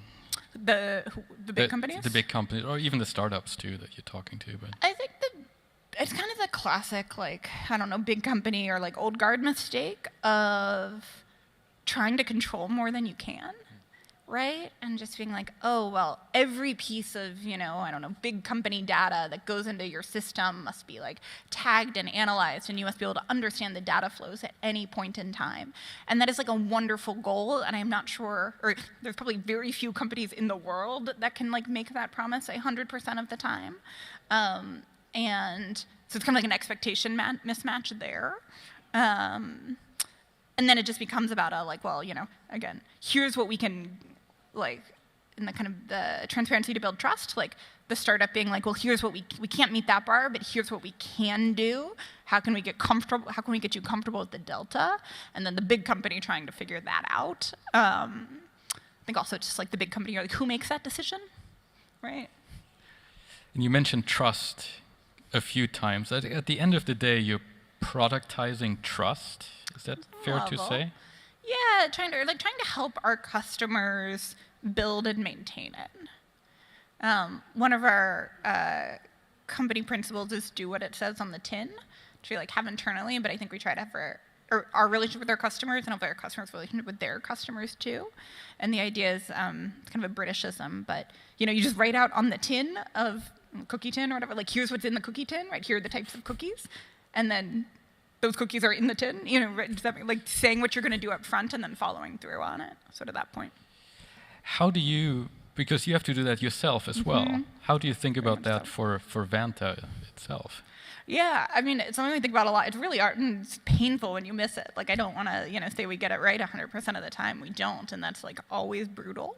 But I think it's constantly trying, and then when we miss, trying to figure out why, a little bit of root cause analysis, but also just a little bit of call up the customer and figure it out. I was talking to a customer in London about a month ago, and he said something that did kind of warm my heart, which is he's well, yeah, Vanta doesn't always get everything right, but when you mess it up, you try really hard to fix it and understand. You're okay, thank you. Which is, I mean, especially with AI and bots, there's always a chance that something goes wrong. Yeah, and I guess kind of maybe embedded in this is I think, again, while I'd love to be oh yes, we get things right 100% of the time, that's just not realistic. That's just not what human systems do, which is, a painful reality, but a reality. And so we also try not to pretend we do that too. Sure. Now, today, 2.45 billion, somewhere there, valuation. Has anybody ever tried to buy you? Not really. In the very early days when it was just two founders and basically the spreadsheets, a certain, this is also 2018, a very hypey shared office space company with a yellow and black logo. Someone there. You can say WeWork. Yeah, kind of said they would buy us or compete with us, but it didn't make a lot of sense at the time, and so sort of ignored it. But it was even at the time, it was kind of funny, and in retrospect, it's really funny. Not something you regret today. No, that one I feel great about. Why is that? I mean, you're such a successful company. It's a successful business. I mean, to be clear, I'm not sure it's a good thing. Arguably a bad thing. I think there is a bit about where we are one of those companies that is, digitizing an older industry and or parts of an older industry and parts of an older practice. And so it's an area that pure play tech companies have not historically played in. And then the, accounting firms think about the world very differently, right? Everything is a professional service. Everything is a one-off. Standardization is kind of an anathema to them. And that's kind of this funny ground where we don't quite fit with how either has historically thought about it. Now, on the other hand, there's a bunch of, I talk to a startup every second week, I think, that wants to help people with their audits. There's a couple of larger companies. What about you making acquisitions? Because it hasn't really happened yet. We made one almost 2 years ago now, a year and 9 months ago or so. We're constantly looking at things. Some of it's actually just to develop taste, and so that when there's something that really fits well, we know and can act quickly on that. I think the stuff that is less interesting to us are smaller versions of what we do, because we have that technology. It's much more adjacent things that are especially different technologies than we use, because then it is more clear about oh, you're buying this, and yes, you could build it, but that timeline is this, and buying it is this, and it just that's easier to reason through why it's a good decision. Now, since nobody's buying you, your next option is to IPO at some point. I know you don't want to talk about it, but we'll talk about it for a moment. When is that coming? No idea. If you get any rumors, let me know. Does it matter to you? Kind of no, in a way that I don't know if people believe me or they kind of get annoyed by that answer. But when I was at Union Square Ventures, I was really lucky and saw. They weren't Facebook investors, but that was when Facebook IPO'd. Twitter were very early investors. Twitter IPO'd. I got to see a bunch of these. And I think the thing that really struck me was everyone talks about, in the industry, talks about IPO as an exit. And it is an exit for investors. And for the team and the founders, it's often not. It's often like day of confetti, lots of celebration, wake up the next day, maybe hungover, and then do your job, but harder. And then just keep doing that. And I think that, so I do kind of, I'm a little allergic to casting an IPO as an exit, again, for people who work at the company, because it's just not. It is a milestone, it's a financing milestone, it could be like a brand, it can be lots of wonderful things, but it's not an exit. So next year. Yeah, exactly. Yeah, definitely. What is next, though, for you? What's top of mind? We only have about a minute left. But. 17 minutes. Okay, let's see if I can do this in 15 seconds. Oh, you can see I can't see. Yeah. Burn-in time here. A couple things. I mean, Vanta has kind of these two parts of our business. There's a part that is startups and smaller but ambitious and growing businesses, and that's often first certification and revenue unlock, and over time building out a security program. And we think there's so much more we can and should be doing there, especially on the building security program side, actually. And then for bigger companies, we have increasingly started investing there. And while, again, 8 years ago I thought this problem was much more of a small company thing and big company thing, I don't know. There's actually a ton there, and these teams that are often part of security organizations doing things super manually. They know it's super manual. They don't love it, but no one has, or there's been very few tools built for them. And so there's actually a bunch of stuff there. We're kind of thinking about the two parts of the business a little separately. Got it. Awesome. Well, thank you so much. We'll talk after the IPO next year. Can't wait. Back here. Sounds good. Thank you so much. Thank you.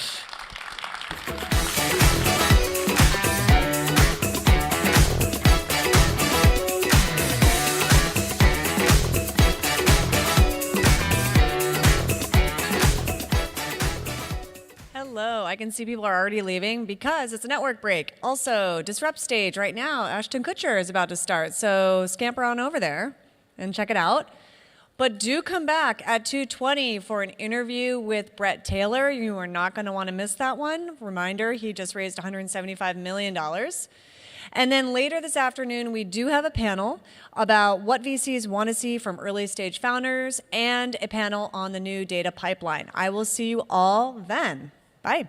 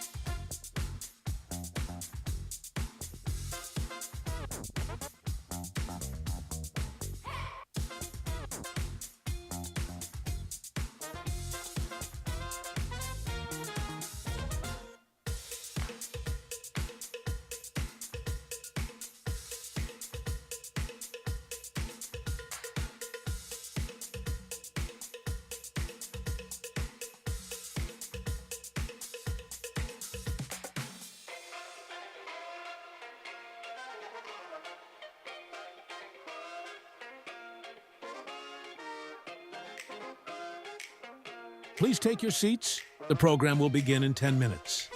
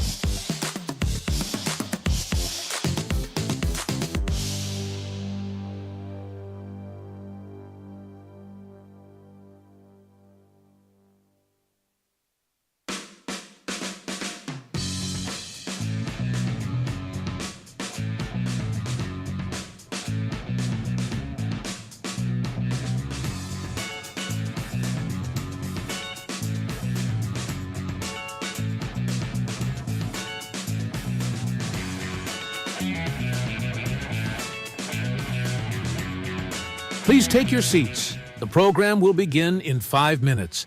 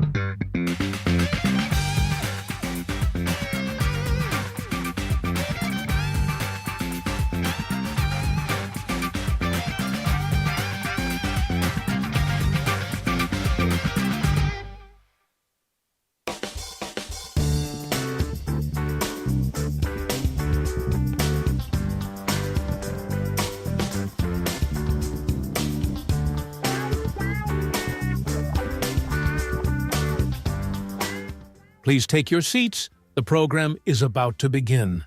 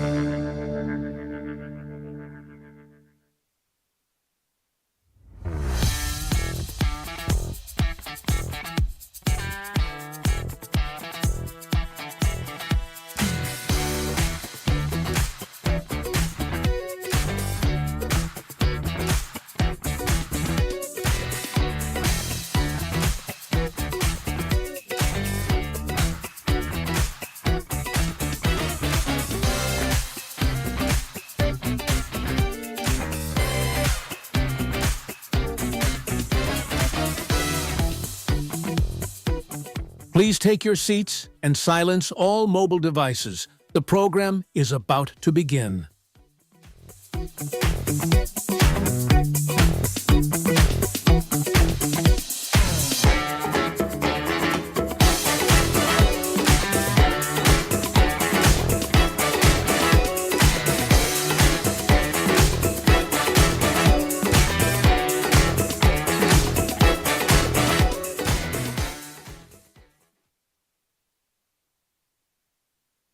Please welcome back to the stage TechCrunch Transportation Editor Kirsten Korosek.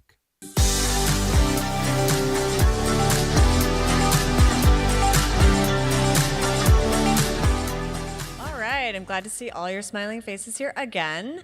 It was packed. I was just walking around Moscone, and it seemed like it was busy everywhere, which was great to see. So you're probably all here and can't wait to hear from Brett Taylor, former Salesforce co-CEO who recently co-founded Sierra, thinks AI agents are going to transform enterprise software. He's here to tell us how with moderator and editor Frederic Lardinois.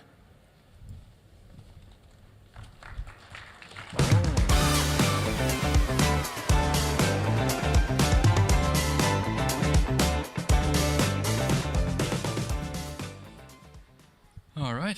Thank you for being here. Thanks for having me. The first time you and I talked was during your early days when you did Friend Feed. I think you and I are the only two people who remember what Friend Feed is, so thank you for that. I appreciate it. And my mom, maybe. I don't know. Any Friend Feed? Ina? Anybody 2, else? 3. Okay, there's about They're probably 4 or lying. 5. Jeez, you guys missed the good times on the internet. But that's not what we're here. I could talk about that all day, but that's not what we're here for. You got introduced as the former co-CEO of Salesforce. I want to start there. We could start way earlier, but you built FriendFeed, sold it to Facebook, became CTO there, built Quip, went to Salesforce, sold it to Salesforce, became co-CEO there. Now you're doing Sierra. But let's talk about leaving Salesforce. Why did you leave? A lot of these things are personal. Some of them are intellectual. Some of them are professional. So there's a lot of different factors that came into it. I think part of me just felt really an inclination to go back to being an entrepreneur. As you sort of alluded to, I've been a part of larger firms. I've started companies in the past. And in particular, right now, with this sort of current wave of AI, there's this Steve Jobs quote. It might be misattributed to him, but it's more fun to be a pirate than it is to be in the Navy. And I think in these waves of technology, there's something to be said to having a first principles view and the agility of being a startup. If you look at a lot of companies are reporting earnings today and tomorrow, and some of them are the most valuable companies in the world.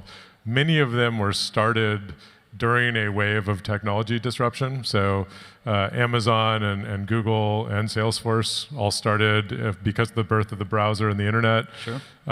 You look at Uber and DoorDash and Instacart and WhatsApp all started during the wave of mobility inspired by the iPhone. And I think that right now, it's very hard to tell in this moment which companies in this audience will be generational companies, but I think there will be. And I think it's because when there's a technology wave as meaningful as large language models and sort of the associated impacts, it kind of shuffles the cards of the tech industry a bit. Your advantages become disadvantages. The benefits of being an incumbent start to become obstacles. Maybe your business model isn't compatible with the new technology. Maybe you have to, it disrupts the buyer of your technology. Maybe it changes the way you should package your technology. And so it's a fun time to be an entrepreneur, but a lot of it was personal. It just felt like the right time in my life. Let me take that back to one step. If you'd become the sole CEO of Salesforce, would you still have felt the same way?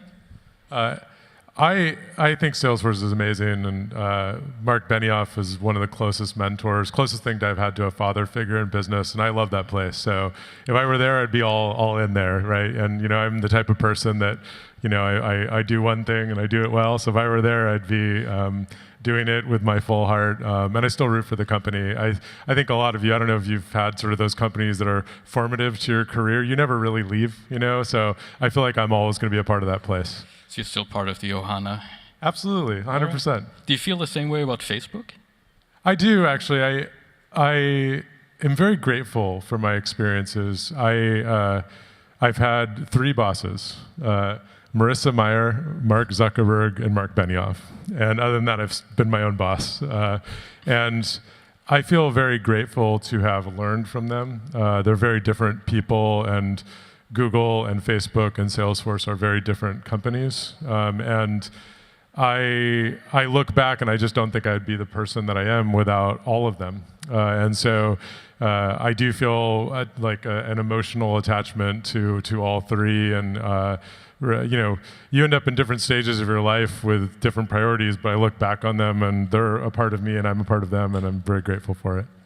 Now, there's very few startup founders who do well when they get acquired. Like, you've done pretty decent for yourself by becoming CTO, co-CEO.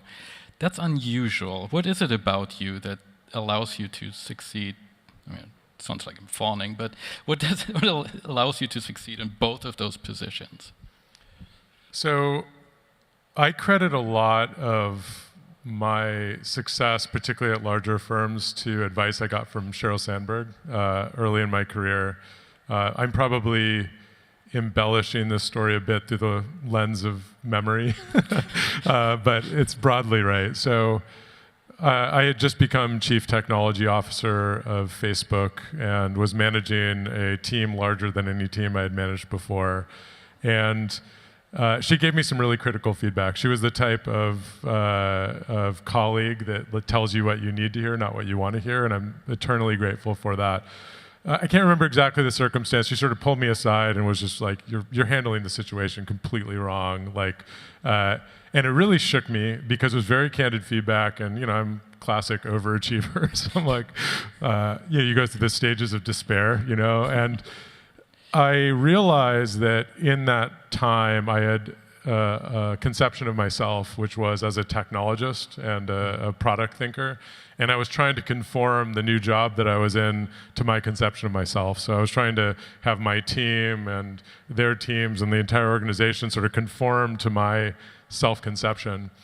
And when I was realizing the feedback that Sheryl gave me was basically essentially boiled down to, like, you should expect more of your leaders and stop trying to do all the work yourself. That was like kind of the contours of the advice.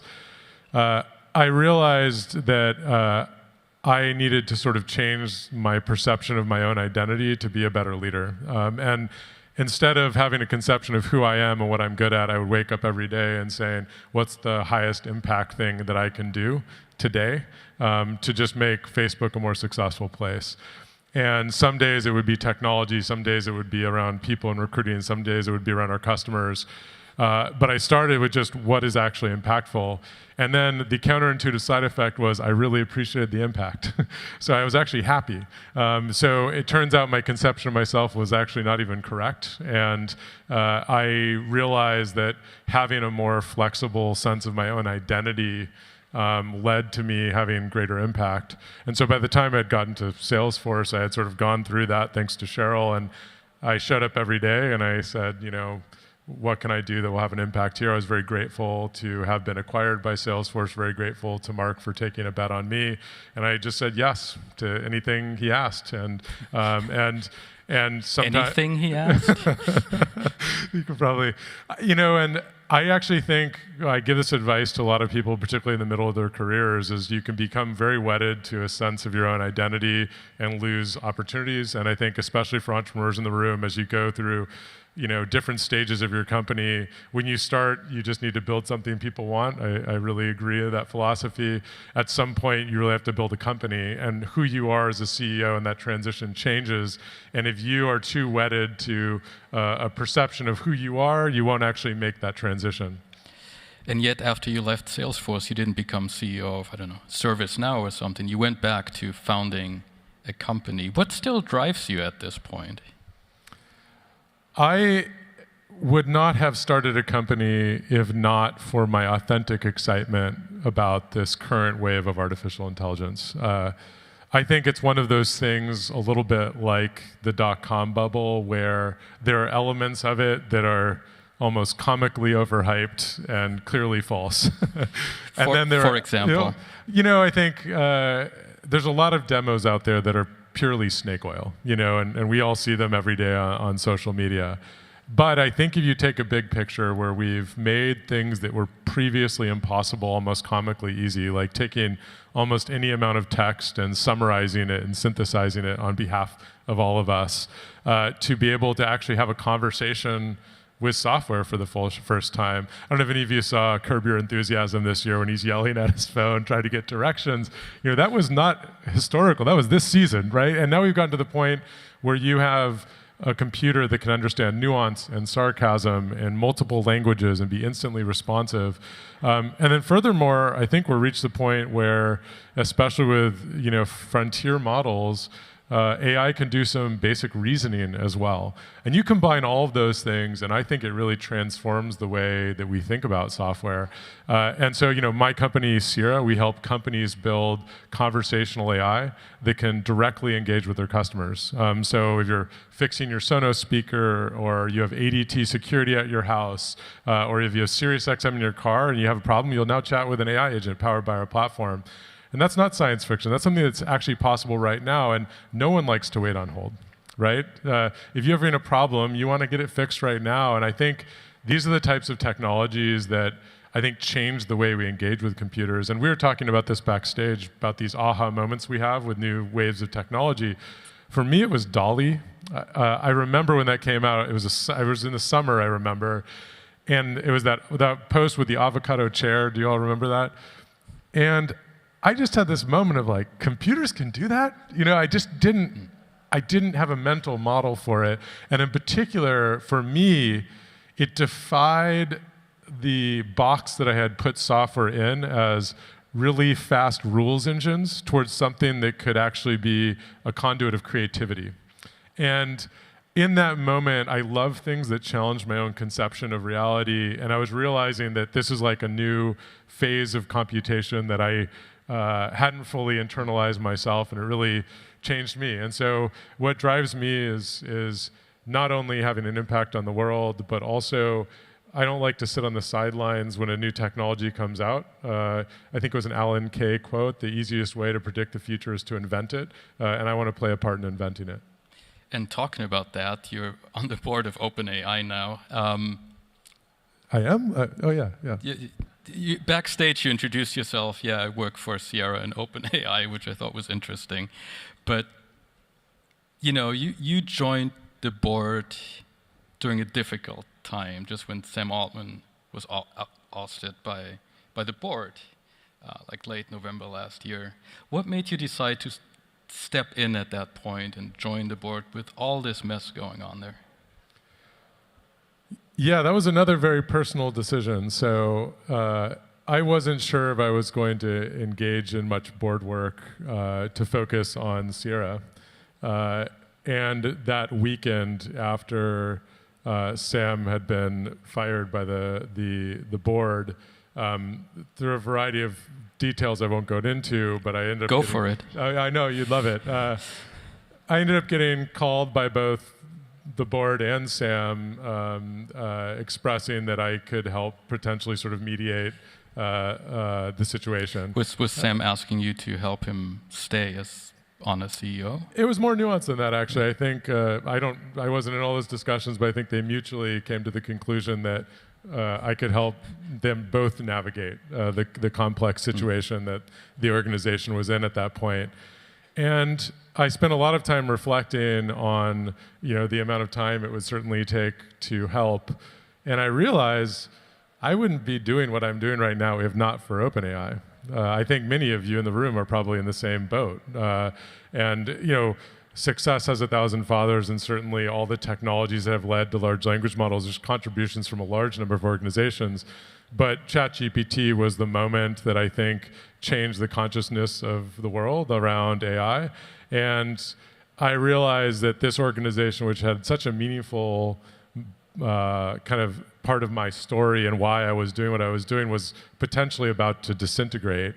And I was in a oddly unique position to be able to help. And I decided, if you're going to look back on your life and say, how did I spend my time, I wasn't going to regret helping save an organization that I care deeply about.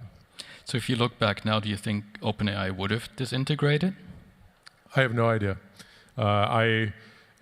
In those moments, you just know where you can have an impact, and it was a very complex situation. A lot of employees had written a letter saying that they would leave, and I don't know. You can't A/B test your life decisions. That's one of the hard parts about life. So you have to, make decisions with the information you have. And I certainly don't regret making that decision. And it's been really fun to see all the amazing new technologies come out of that organization. It's been really fun to build, I think, an exceptional board for the organization as well. So I'm grateful to be a part of the mission. Well, the board is quite different now from the makeup is quite different now. And has that changed anything inside how has the company changed inside? I honestly couldn't tell you because I only know when I started. So I don't know the OpenAI before. I do think that, we're at TechCrunch Disrupt. I always think of this conference about startups and the opportunity of creating things from scratch. And in many ways, you can think of OpenAI has a lot of definitions. It's a mission-driven nonprofit. It's a research lab. It's one of the fastest growing startups of all time. It's probably all of those things. And as a consequence, if any of you have ever been a part of a startup that's growing incredibly fast, it's constantly changing. And one of the hard parts for individuals at a company like that is the company around you can sometimes change faster than you change. That's one of the greatest opportunities. And I think it's why there's so many people who write about sort of the hyper-growth stage of startups. It's incredibly challenging. So you have the hard and I would say intellectually compelling parts of OpenAI, which is its mission, which is to ensure artificial general intelligence benefits humanity. You have the research, which is incredibly challenging unto itself, just intellectually. And then you have all the challenging problems of growing one of the fastest growing companies of all time. And so it's a complicated place. And as I said, just grateful to be a part of it because I think the mission has never been more important. Maybe last question about OpenAI, but you mentioned it's a complex place in part because you've got this non-profit and for-profit kind of setup right now. Rumor has it that might change over time. Anything like, turning OpenAI into just a for-profit? I can't comment on that, but I will frame the way I think the organization thinks about it, which is it all starts with the mission. So if, as a nonprofit and as a board member of the nonprofit, my duty is to the mission, which is to ensure that artificial general intelligence benefits all of humanity. And I think when OpenAI was founded, it wasn't necessarily obvious the amount of compute and capital expenditures would be required to build artificial general intelligence as it is now. And so I think constantly we're thinking about as a board, what is the right way for this organization to pursue that mission? And that's the lens through which we view everything. And I think there's multiple ways to do it, and we're always evaluating it. Sure. Well, let's talk Sierra. Just yesterday, you announced a $175 million funding round. 4.5 billion valuation. Could have waited until today to announce that, but that's a different question. Why is Sierra worth that much? I think Sierra is having an impact because we're driving real value for customers right now. I mentioned already what Sierra does, but I'll make it really concrete with some examples. We help primarily consumer brands, but companies with large numbers of customers deploy AI agents that can directly engage with those customers. So maybe you're helping someone consider a purchase. Maybe you're helping someone with technical support. If you know Casper mattresses or Chubby shorts, if you need to execute a return or a delivery, you can now chat with AI to do it. We are really pursuing some of the largest, most complex enterprises, companies that have legacy systems, companies that have millions of customers who shouldn't have to wait on the sidelines to take advantage of this amazing new technology. One of our customers is ADT, the security company. The T in ADT stands for telegraph. They started as a company doing home security via telegraph, and I think the symbolism of our working with them on their first AI agent is not lost on me. And I think that the traction that we've got to actually not make demonstrations, but really drive real results for complex customers is unique right now in the market. And I think if you go back to my premise about this wave of technology disruption that we're in right now, we still have to earn our success, and we haven't yet. But we've seen a lot of success with our existing customers, and I think we have the potential to really transform the way enterprise companies deploy AI to their customers. How many customers do you have right now? We're not disclosing that right now. Ballpark number? We're also not disclosing that, actually. I have to try, it's in my contract. Is the mission of Sierra to build, you hate the word chatbot, but is it to build a better chatbot? You really tried to needle me here, aren't you? So look, if you it's all... also in my contract. If I were to survey the audience here, and I can't see anyone, so don't bother raising your hand because these lights are shining in my eyes, but if I were to say, like, how many of you like chatbots, I'm guessing none of you would raise your hand. Because when you hear the word chatbot, you associate it with those robotic pieces of you-know-what that you just want to talk to a real person. And it's partly because they were created more than a couple years ago, and they truly have no idea what you're saying, and their capabilities are extremely limited. On the other hand, if I asked how many of you like ChatGPT, my guess is almost 100% of you would raise your hand because it's delightful, and it's become a part of our day-to-day lives.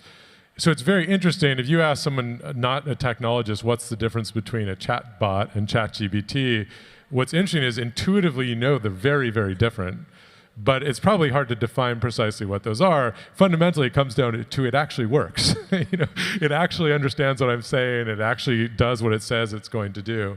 So the reason why we don't like the word chatbots is I think consumers associate it with the technology from a few years ago that actually was a piece of friction in the customer experience. And in contrast, I think consumers seek out AI. It's why ChatGPT was the fastest growing consumer service of all time.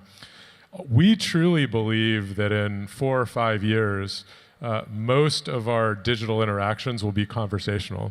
Put simply, I think for most companies, you'll put as much care and attention into building your AI agent as you do your website or your mobile app. Think about adding your 15-year-old or 16-year-old child to your car insurance. Will you be chatting with the State Farm AI, or will you be tapping around the mobile app? Think about maybe opening a checking account and having to figure out what your login information was and navigating your bank's website versus just calling up on the phone and having a conversation with AI. The thing that I'm most excited about is in the world of customer service, there's this concept of cost per contact, which is essentially the all-in cost when someone actually has a conversation with you. Most of it is the wages of the person answering the phone, but for a phone call, it's between, call it $10 and $20 to have a phone call. That's really expensive. So for some things, it's really easy to have a phone call with a company because it turns out that interaction's worth more than $10. For other things, there's entire websites devoted to finding brands' phone numbers because it's so hard to do. And it's not because companies don't want to talk to us, it's because they can't afford to. They literally can't afford to have those conversations. With AI, we're bringing down the price of a conversation by 1 or even 2 orders of magnitude. What's exciting about that is there's sort of first and second order effects of technology. How many conversations will we be able to have with our customers when it's no longer cost prohibitive? And I think that's quite exciting. When you think about the sort of legacy concept of self-service, it tends to be buttons and forms and things like that the burden is on us. If the cost of having a conversation is just as inexpensive of that, why not offer a phone call? Why not have push to talk? And I think that's what we're really excited about. So we would like to, right now, help every company in the world transform their customer service experience with conversational AI. But long term, we would like every company to be able to build that branded AI agent that really represents the entirety of their customer experience in a way that I think can manifest itself over AirPods, smart speakers, WhatsApp, whatever the channel is. And I think that's incredibly exciting. I was thinking about that, but what is your mode? Because a lot of companies are trying to do something similar, right? Are you building your own models? What's on the technology side? Where can you defend yourself against the competition here? Happy to talk more about the technology, but let me describe the way I see the AI market. I believe the AI market will play out somewhat like the cloud market played out. There will be providers of infrastructure, like in the cloud era, that was Amazon Web Services, Azure, Google Cloud. And I think the analogous technology and AI are the foundation and frontier models. So essentially, you really need to be in a position to have a huge amount of CapEx to invest in that infrastructure for both training and inference. And I think scale begets scale, just like it does in building data centers. Similarly, I think there will be lots of tools. If you want to move to the cloud, what tools do you need? Snowflake, Databricks, et cetera. In the world of AI, there's companies like Scale that provide a lot of tools and services around it. And many of those existing tool makers are moving to AI as well. And then there will be a number of companies that provide out-of-the-box solutions. So in the world of the cloud, it was everyone from Salesforce to Shopify, ServiceNow, Adobe, that were targeting, that just made things out of the box, that ran in the cloud. You didn't need to know where they were hosted or what database they used. They just worked, and they solved the problem.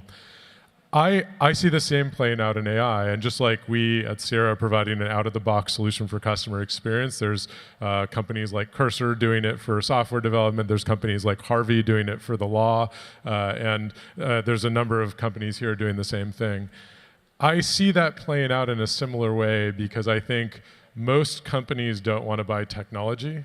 Most companies want to buy solutions to their problems.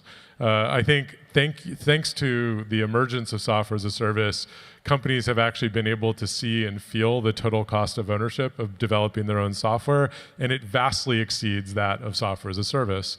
Software is like a lawn. You have to tend to it. So any software you write internally is going to grow stagnant, right? And someone's got to maintain it, and the scarcest resource at our companies is software developers, let alone AI software developers. So I'm actually really excited. I mean, sort of walking around here, I really like the companies focusing on building solutions because I do think that despite AI being a completely mind-blowing new technology, I still think that companies want to buy solutions to their problems that happen to be facilitated by AI. Sure. They don't want to buy AI. So to go back to your question about the moat, I think the moats in this industry will be very similar to software as a service, which is, better products, better packaging, better go-to-market execution, better technology, and you really need all three to continue. And because we're in a really intensely competitive market, because everyone is excited about AI, just like the dot-com bubble, there was Alta Vista and Google, and there was Buy.com and Amazon, and you want to be one of those and not the other. And so, that's just the free market, and we will, build both our moat and our business by focusing on one thing, which is driving success for our customers. Still a big fan of Yahoo search. So, yeah. Final question before they play us off the stage here. You sold FriendFeed to Facebook, Quip to Salesforce, Sierra to? Sierra will remain an independent company. All right, you said it here. Thank you. Thank you for having me.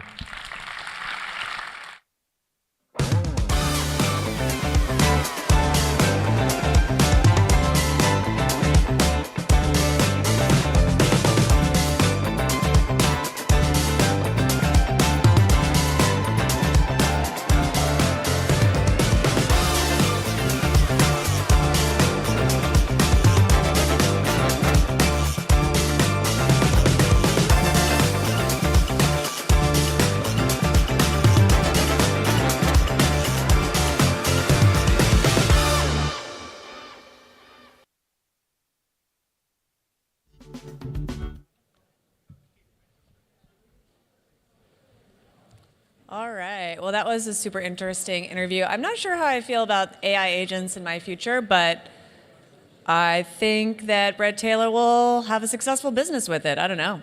All right. So here is a panel that I think you all are probably very anxious to hear from because it's about investing in startups. And I'm sure there are many out here who are looking for investment. So every startup begins with a founder with an idea. How does it mature into an actual business? Venture capitalists have to sort through pitches every day. And I can say that as a journalist, I sort through those same pitches often to find the gems that will become successful companies. We'll speak to a trio of investors to find out what they look for in early stage startups. Jyoti Bansal, CEO and co-founder of Harness, Rudina Cesari, founder and managing partner of Glasswing Ventures, and Chelsea Taylor, investor of Notable Capital, will join us on stage with moderator and editor Ingrid London. Please welcome them.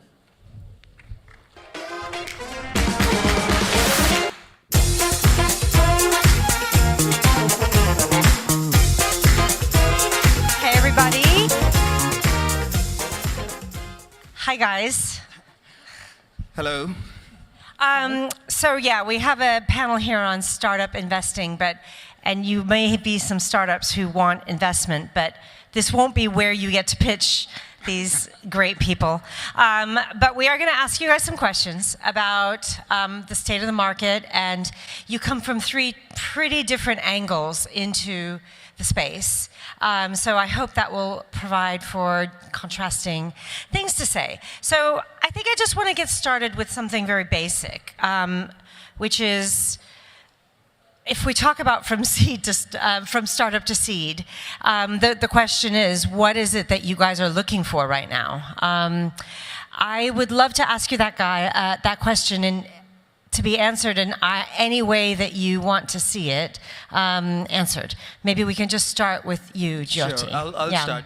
You know, my background, I'm a VC, but I'm also an operator. I've started 3 companies myself. I sold 1 company. I run 2 companies. So I have both hats. Like, what do you pitch as founders, and then as a VC, what do you look for?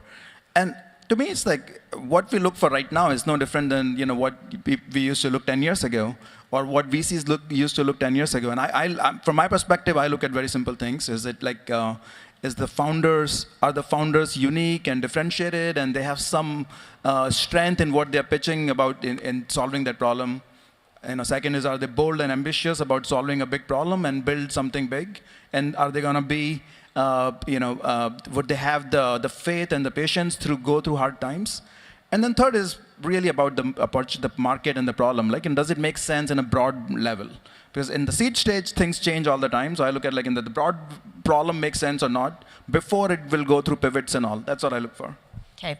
Rudina, you have obviously a very different background. You don't come from having founded a startup yourself, but let's hear what you are looking at. And we're talking here about early stage investing, where we're talking about maybe companies that have never raised any money before. What is it that you look for? Is there like a theme or something that you think of first when you evaluate? One correction, I did found Glasswing Ventures, and yes, that's true. Sorry, VC founder, you are still an entrepreneur. You are right. While technical founders Correction, have a demo, I have myself. Here I am. Here's my track record. A little harder, but no, you're right. But and then I share that because I think the journey of entrepreneurship is one that's fulfilling and requires a lot of resilience. So what I look for, in addition to people make or break you every time of the day, so it starts and it ends with the founders and the management teams that these founders build, is really for the focus areas at Glasswing Ventures, which is the application of AI and frontier tech to enterprise and security. We are looking for founders who are building companies that are leveraging true AI, that are truly AI native. And what I mean by the true AI or AI native is, no thin wrappers. It is our view that there isn't a big moat there. We're really looking for you to own your stack minus the infrastructure layer, partially open source or proprietary. We're almost indifferent to that, but having a moat around the tech, having a moat around the data access, and here's the kicker, which I think is incredibly important, solving a problem that cannot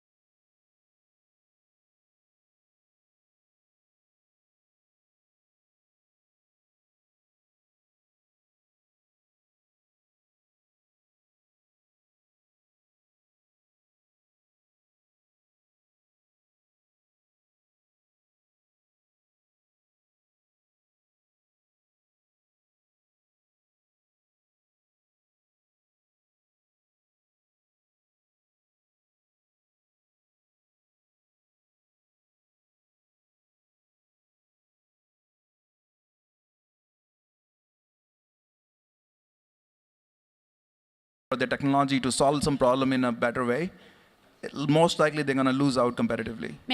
Yes, please, Regina, speak up. So it's interesting to me because I've been investing, sort of the whole firm is staked on frontier tech and AI, and we started in 2016 to invest in AI before it's popular.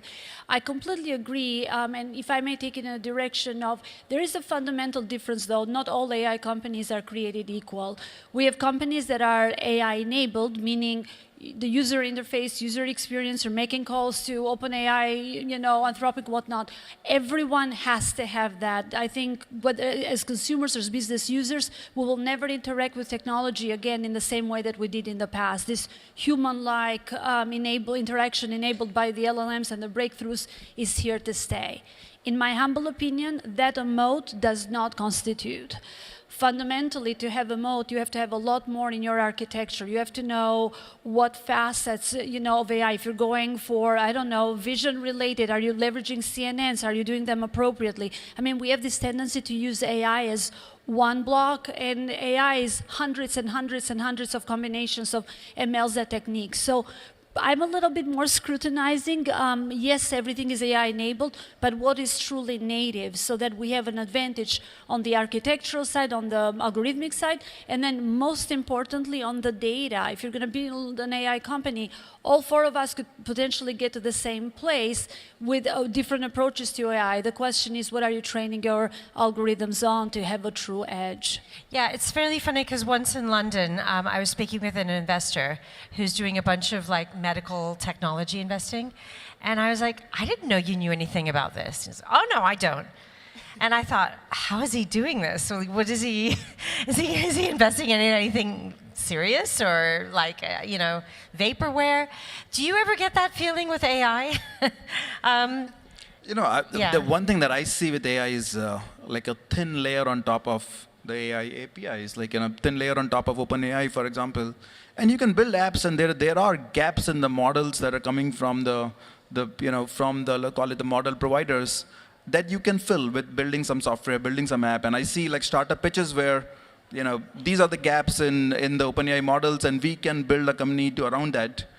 And to me, the question is is it really sustainable business? So one of the things that we have started to use almost as a formula is to ask them a new model coming out from OpenAI, for example, does that scare you or does that excite you? Does that make your product better, or does that make your product less competitive now because the gap is filled? And it's interesting. So many times, it's people are scared of the new model coming out of an OpenAI or Anthropic or someone.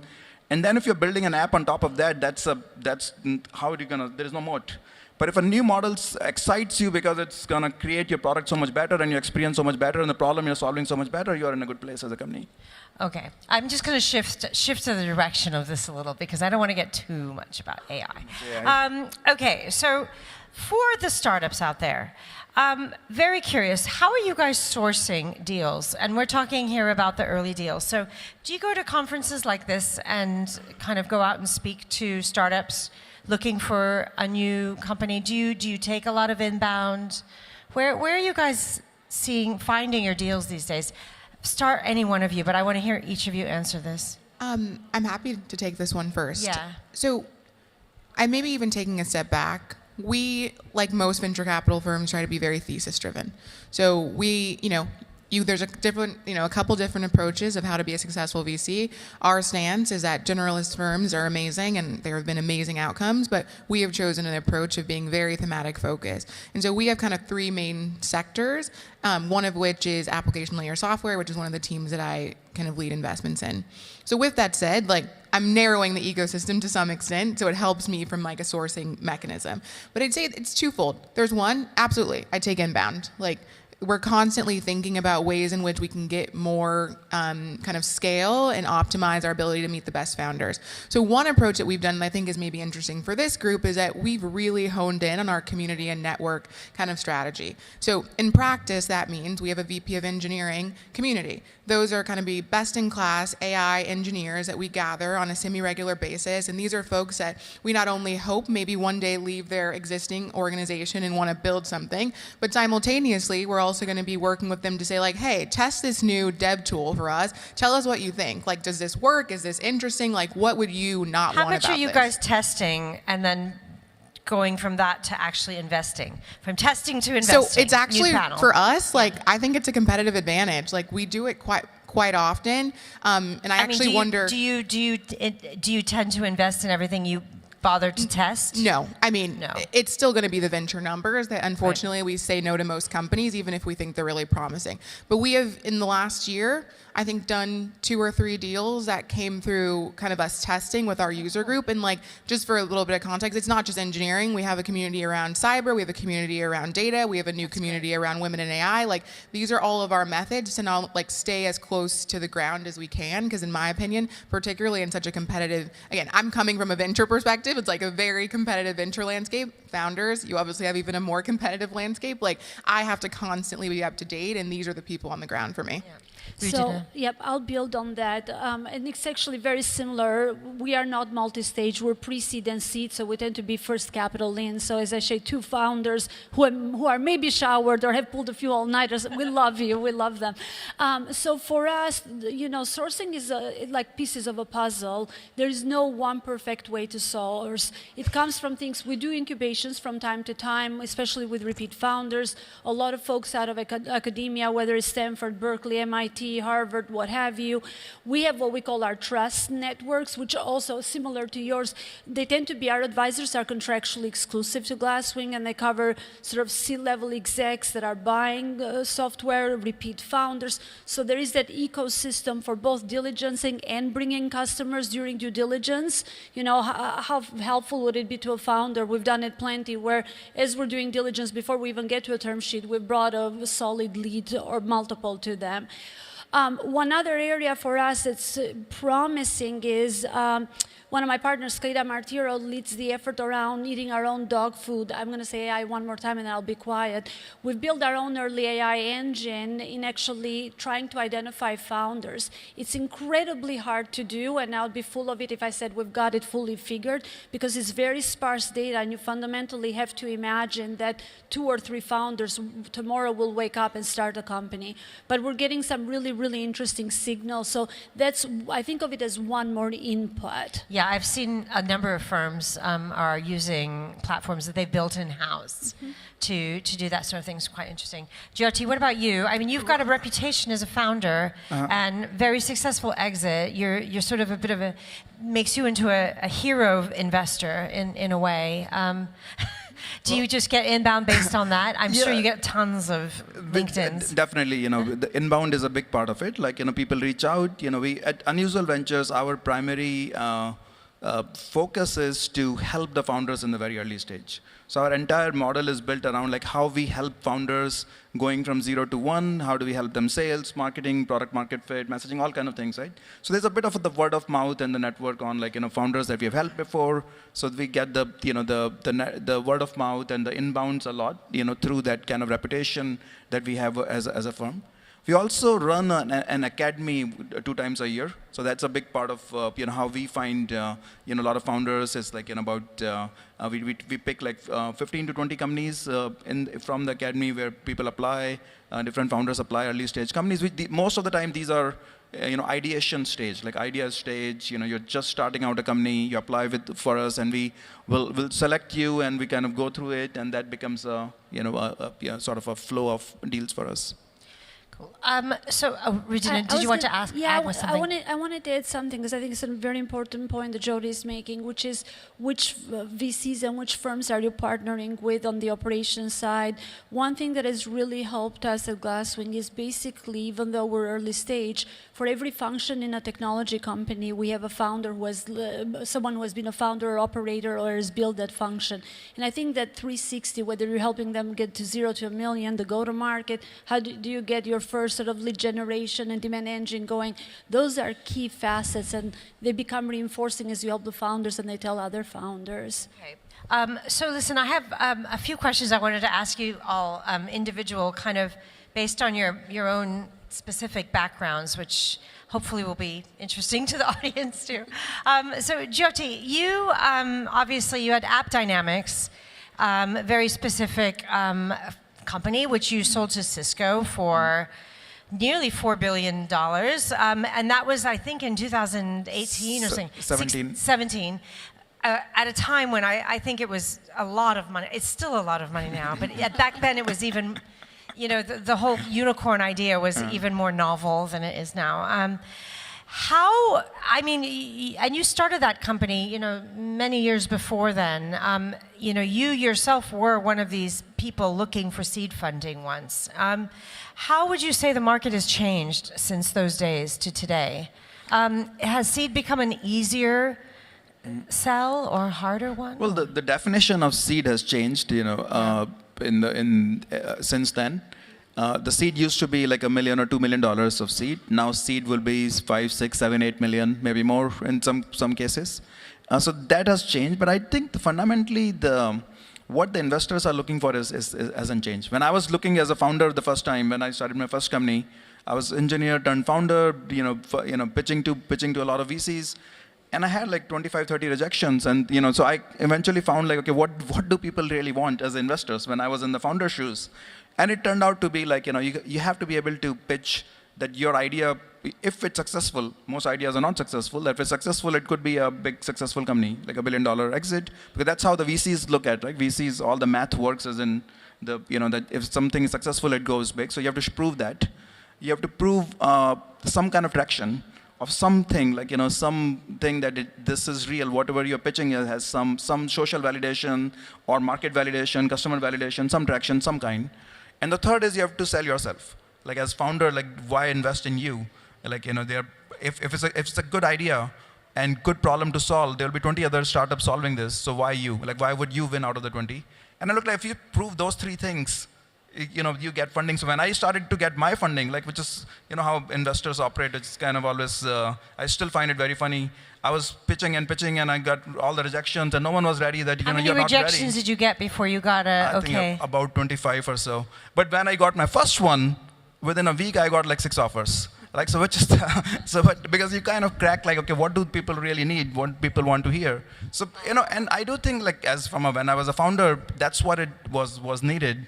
And once I made those three things very clear, and I had a lot of offers coming in and all. Yeah. So, and I realized like even as an investor, I'm really kind of looking at the same things. The thing that I've added to it is more around the grit and perseverance. Like are the founders ambitious and do they have the grit to go through the hard times? Because every company goes through hard times and like, are they gonna give up? Because in the seed stage, as a VC, I look at the number one risk I have is like even if all those three things are there, we invest in the company and something goes wrong in a year or two, which will happen.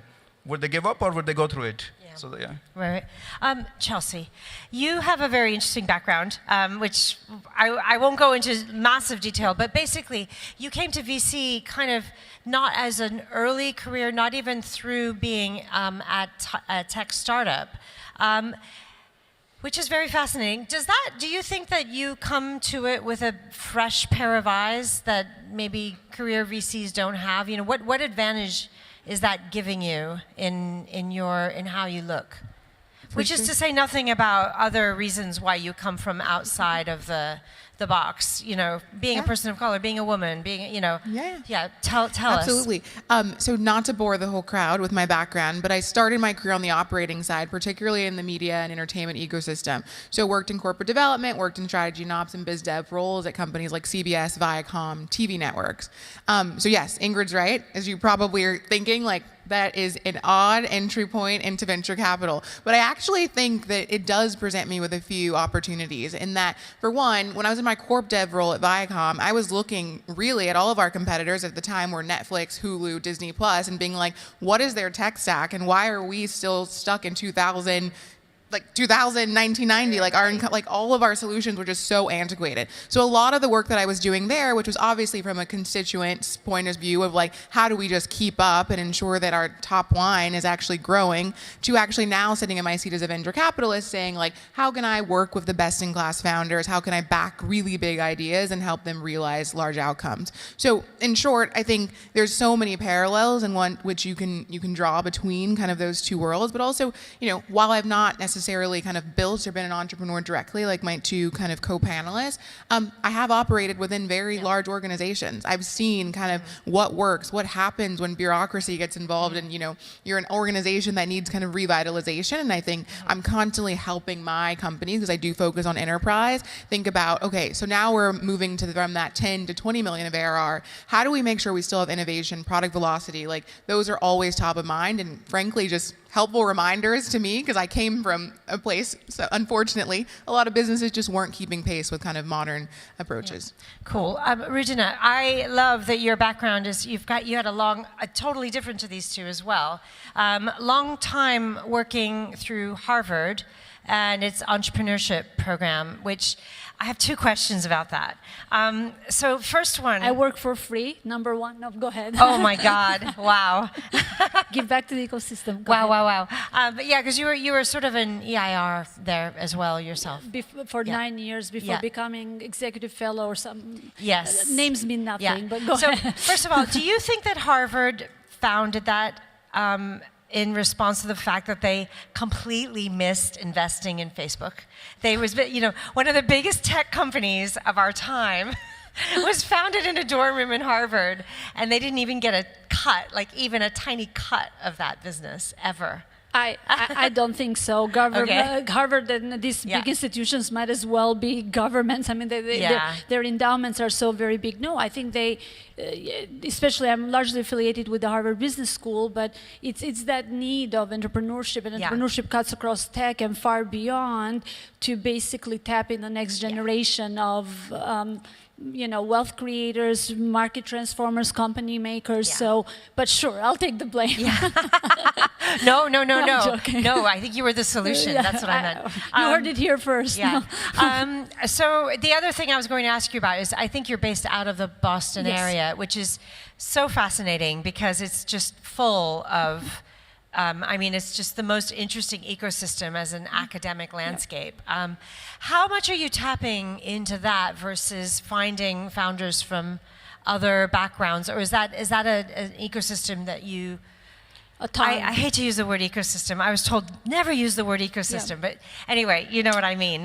Just a landscape of really interesting people and intellectual community. A ton of talent out of academia, both in terms of entrepreneurs in the traditional sense, but also a lot of innovation from breakthroughs. I mean, breakthroughs, and I wouldn't just even go to Boston. If you'll allow me, I'll go a little bit north, all the way to Canada and Toronto, even though we're based in Boston. I mean, all of what we're talking about around LLMs and Gen AI, for better or worse, neither here nor Boston, out of University of Toronto. Same with neural nets. So from a depth of academic talent, a ton of it, and we're deeply embedded. And what's beautiful about this day and age where we're sort of hybrid in person and remote is that now teams are more than ever, sort of cross country. So they might start at Stanford, or they might start at MIT, or the two founders are across country and they come together. But that is an incredibly rich ecosystem, particularly around AI talent. Which is not to say that if you're not coming straight out of a university that you don't have opportunities. There are tons and tons out there. Which brings me to something that might be my last question, which is about bootstrapping. So I've been out and about Disrupt, and really there are a lot of founders here, tons of whom have not raised a penny from outside. They're all trying to bootstrap, partly because they may not be able to raise money. They haven't managed to get that check, open a door. How much kind of value do you place on a company that's done bootstrapping before they ever raise any money? Is that something you'd like to see, or that you respect, or you think, oh, you haven't been able to raise money? What's your view on bootstrap, Jyoti? Well, I do respect and admire bootstrapping. If what that shows is there is a grit, there is a determination, there is a scrappiness about the founders, that they got started with something. I don't like founders who are just completely waiting. Like they're I always look for if you have an idea, if you're passionate about it, don't wait. Start with something. And when you start, you go and start looking for capital. You start with, so that to me is a good signal that they are starting and they are more action oriented, not just waiting. And so that's what I like. At the same time, sometimes you do see on the flip side founders who are who are very against venture capital. And I normally advise them, like, yes, there are bad stories about venture capital, but not all venture capitalists are bad. I've been on the other side as founders as well. Pick the right investors, pick the right founders who can work with you, who can partner with you. You will need help. It will get competitive. It's like if your problem is interesting, you have to compete. And other companies that are your competitors will raise more capital, and then they will have an advantage, structural advantage over you. So don't underestimate the value that capital will give you to compete and win in the market. So, you have to have the dialogue with the founders there. Okay, Chelsea. Yeah, so we have backed many bootstrap companies in the past. One of which that comes to mind is actually a company of ours called Slice. They're vertical software for independent pizzerias. That company was bootstrapped for several years before they took on venture capital. And now it is a very large, I will not say proprietary information, a very large business that we think has a real shot of taking down big pizza, which in our case is the Domino's. That entrepreneur had grit, perseverance, as Jyoti said, and frankly, actually the capital that they infused accelerated the business. So he got it to a point, he did some product market kind of experimentation while he was bootstrapping, and then the second we infused capital, the company started to really grow on venture scale. So the short answer is we never, bootstrapping a company is great. We think it's a positive for sure, but we also want founders to understand, with the right partner, growth can really accelerate. And for us, the right partner is someone who has obviously incentives aligned, has networks, ways to help you scale. I love take down big pizza. Okay, Rudina, do you have anything to say on bootstrapping? And then I think very similar, just it shows resilience and determination in the early days. Just don't do it at the expense of growth, because, in creating a moat and differentiation, capital can play a role. Yeah. Well, thank you so much, you guys. You've been very interesting. Thanks so much for listening. Good luck with everybody. Thank you.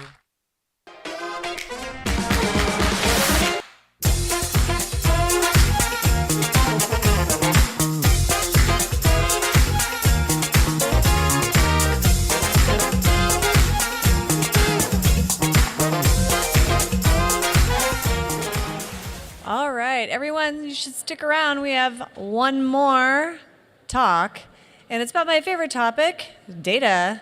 It's like the spice, right? And the focus of this panel is really not just about data, but that pipeline that brings that data to applications and really lets it flow. See where I'm going here? All right. We will welcome to the stage Chet Kapoor, Chairman and CEO of DataStax, Vanessa Larco, Partner at NEA, and George Fraser, CEO of Fivetran. All of these folks are building the tools to make that happen. Also, please welcome our moderator and senior reporter, Paul Sawyers.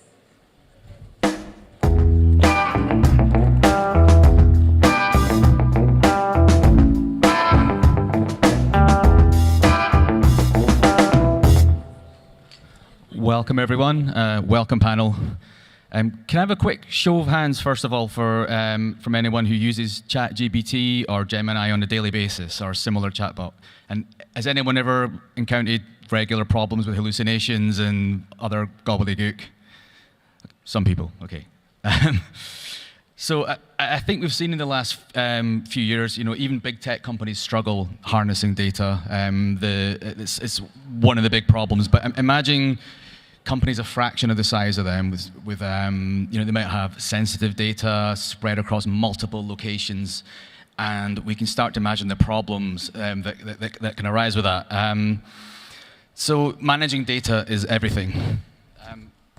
So Chet, you've been CEO of several companies through the years that have been bought by IBM, Google, and now you've set up DataStax in, I think, 2019. So what has been the big step change with the rise of the AI hype train the last sort of few years in terms of managing the big data problem? Does it present any unique challenges or new challenges that wasn't already there? Yeah, for sure. Let me, I'll do 20 seconds. Longer if you want. No, I'll just give you a perspective. How many people here use Netflix? How many people here use Spotify? How many people have an iPhone? You all use technology that DataStax actually builds. It's a project called Apache Cassandra. It's the most scalable NoSQL database in the universe, not just this planet, the universe. It actually scales really well, came out of Facebook. I actually had a chance to meet one of the founders today. It was awesome. So data stacks actually fuels when you go and use something on Spotify, your recommendation is from Netflix, whether you do something with an iPhone, whether you're trying to track your FedEx package. So we have a lot of data in our product, right? A lot of data. There is no AI without data. And there is no AI without unstructured data. And there is no AI without unstructured data at scale. So it actually works really, really well for us. Now, there's been a lot of hype, right? And I think the other panelists would agree. There's a lot of hype, like it's all about OpenAI and about let's go with NVIDIA. And NVIDIA is a great partner of ours with GPUs. And everything goes towards an LLM. And we land up talking to a bunch of investors. We did that with Goldman Sachs and a bunch of investors recently. And we keep telling people that it's a lot more than just an LLM, right? You start with ChatGPT. LLMs are awesome. They are awesome, right? They're phenomenal, but they only give you content. The context has to come from data.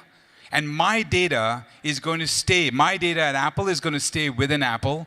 It's not going to be something that I'm going to go and give to OpenAI or Gemini or whatever else it might be. And so the way you get hallucinations to go away or you reduce them and you increase relevancy is by taking content from LLMs, great, awesome, and context from data that's already stored about me. And you bring them together, and the technique generally that people use is called RAG, and so that works really, really well in making that happen. The importance of context is exponentially increasing in the enterprise. And making that available for AI apps or Gen AI apps is where we sit. And so we think this is, outside of the web where you really needed NoSQL, a lot of NoSQL data, this is the best thing that happened for data in general. Vanessa, on the investor side, I mean, you started out in product before, and now you've moved into working with startups. And is there a common theme that you're hearing from them in terms of problems or hurdles that they're facing in terms of managing data or harnessing data in any way? Less so on the startup front. Yeah. A lot of the companies I invest in are trying to solve these problems for big enterprises. Okay. The big enterprises, the types of things we're hearing from CIOs, and tell me if you hear it differently. One, they have a lot of data, right? Like, there was the big data promise 10, 15, 20 years ago that never fully came to fruition, but there was a lot of data generated and a lot of data stored. And so now the question is, well, do we pull this data out of storage to use it for RAG or for training our own LLMs? Or what do we do with the data we already have? How do we know what data we want to use? And then there's all kinds of other challenges when you start figuring out what data do you want to surface or give context to an existing LLM, to your own LLM, to your own hosted LLM. So there's a lot to adoption, I would say, and there's a lot to organizing the data you already have. And we'll probably get through a lot of these topics in the rest of this conversation. What about real-time data? I mean, that's one of the things that I keep hearing about in terms of that's truly going to unlock the power of generative AI. What's happening on that front? I mean, is there anything major happening at the moment in terms of enabling that? Honestly, I think people are really excited by the concept of it, and it could unlock a lot of great consumer use cases. When I think of enterprises and the problems they currently have, like they're trying to solve it for customer success. They want to solve it for HR or IT ticketing or things like that, with contextual real-time data may not be as helpful than the historic data that's already out there. At Fivetran, George, you're all about moving data around. What challenges has the rise of AI brought in terms of moving data, on a global level? So you've got maybe one of your customers is maybe based in Europe, for example, and their customers are in Asia or somewhere else. There's a lot of conflicting things there in terms of regulation. What sort of things are you seeing on that front in terms of tensions and people, what they're doing to solve that? In terms of data locality issues, there's nothing really new that AI is bringing to the table. That's been around as a problem forever. And the most common pattern we see is people just localize their data in the most restrictive jurisdiction, so that everything flows to Europe, basically. That's a simple solution that we see people do. And then sometimes they do more complicated things where they set up multiple central data stores, or they just mask PII. That's the other thing we see very commonly. They just try to mask out everything that has legal implications so that they can create a copy of all their data minus that in one place. I think mostly these language models are an opportunity from our perspective. We've been around for 10 years. We have 7,000 customers for whom we get all their data in one place. And we've, this whole time, replicated lots of text data. It's kind of been not very useful from an analytics perspective until recently. You couldn't really do anything with it. Numbers, you can add them, you can count things. But text was sort of an opaque blob, and now language models are giving us the ability to peer into that. I think RAG is like the most obvious thing you can do. Once you get all your data in one place and you have text data, you can build RAG on top of that. I don't think RAG is the end of history. I don't know what else is coming, but from my perspective, the real fundamental innovation here is the ability to make meaningful use of text. And what that's going to unlock is we shall see. So, can you give any examples of some of your customers who operate globally? So maybe a company that's maybe based, say, in France and one maybe based in India or China. Does that present problems because there's completely different regulatory sort of landscapes going on there? Yeah. So LVMH is a big customer who operates in a lot of jurisdictions. Sorry, which one was that? LVMH. Okay. Is that Louis Vuitton, is it? Yeah. Okay. And they're a conglomerate. They have many different brands. I should ask a question like yours. How many of you have a Louis Vuitton handbag? How many? Or Tiffany's. How many of you had a shot of Hennessy before you came here?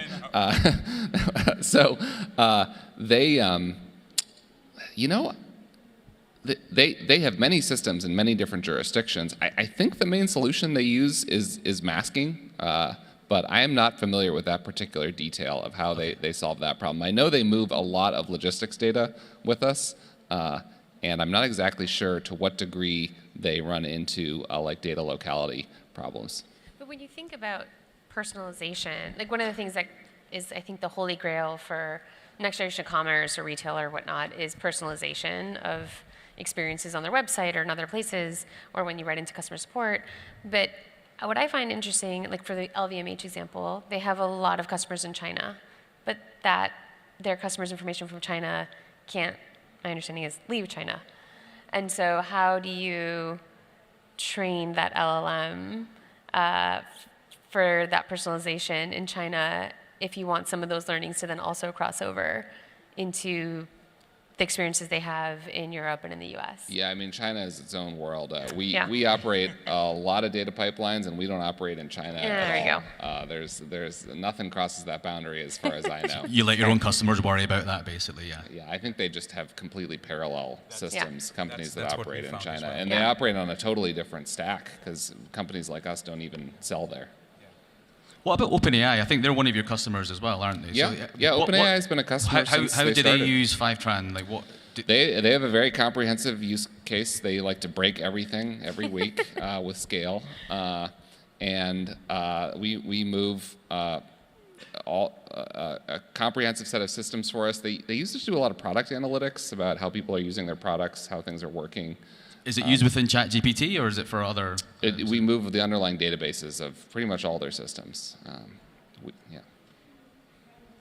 They're challenging because of their size and because they like to just like set something up and then just scale it to infinity. So they sort of look at one level like a very small company. They don't have that many systems of record. There's just like an obscene amount of data in them. They have like our biggest Stripe account, our biggest lots of things. Well, I want to go back to the real-time part that you asked for, real-time, because I think this is important. For those of you that have been around, predictive AI was what came. AI is, neural nets, been around for a while, all that stuff. Predictive AI came around, and it was marginally successful because a number of people that were working on it, because the pool of people that can work on predictive AI tools is generally people who can do machine learning and a data scientist. The promise of Gen AI is that it's near real time, right? ChatGPT would not have taken off if you asked a question and came back 4 hours later, right? So it's all about whether it is agents as a use case, right? Chatbots, and you can actually have them conversational, or you can make them actionable agents, whether it's relevant search, whether it is synthesis. It doesn't matter what kind of use case you have and the progression you're making, but it's all about making things happening in real time or in near real time. And I think that puts a different level of focus on using real-time systems, because you want the data to be relevant to the search I just did 5 seconds ago, or 10 seconds ago, or 20 seconds ago, right? If I'm going to a travel site and I want to look at something, and I said beach 5 seconds ago and I said mountains 30 seconds ago, I want the most relevant search showing up to what I do. Without real-time relevancy, Gen AI will not take off, right? It is, and you will not get relevancy if you do not have real-time data. And hence the real-time context, and hence this is really important beyond what OpenAI and all the LLMs do. So what are the big challenges at the moment in terms of bringing proper real-time processing, real-time data to the mix? What's preventing that from really taking off?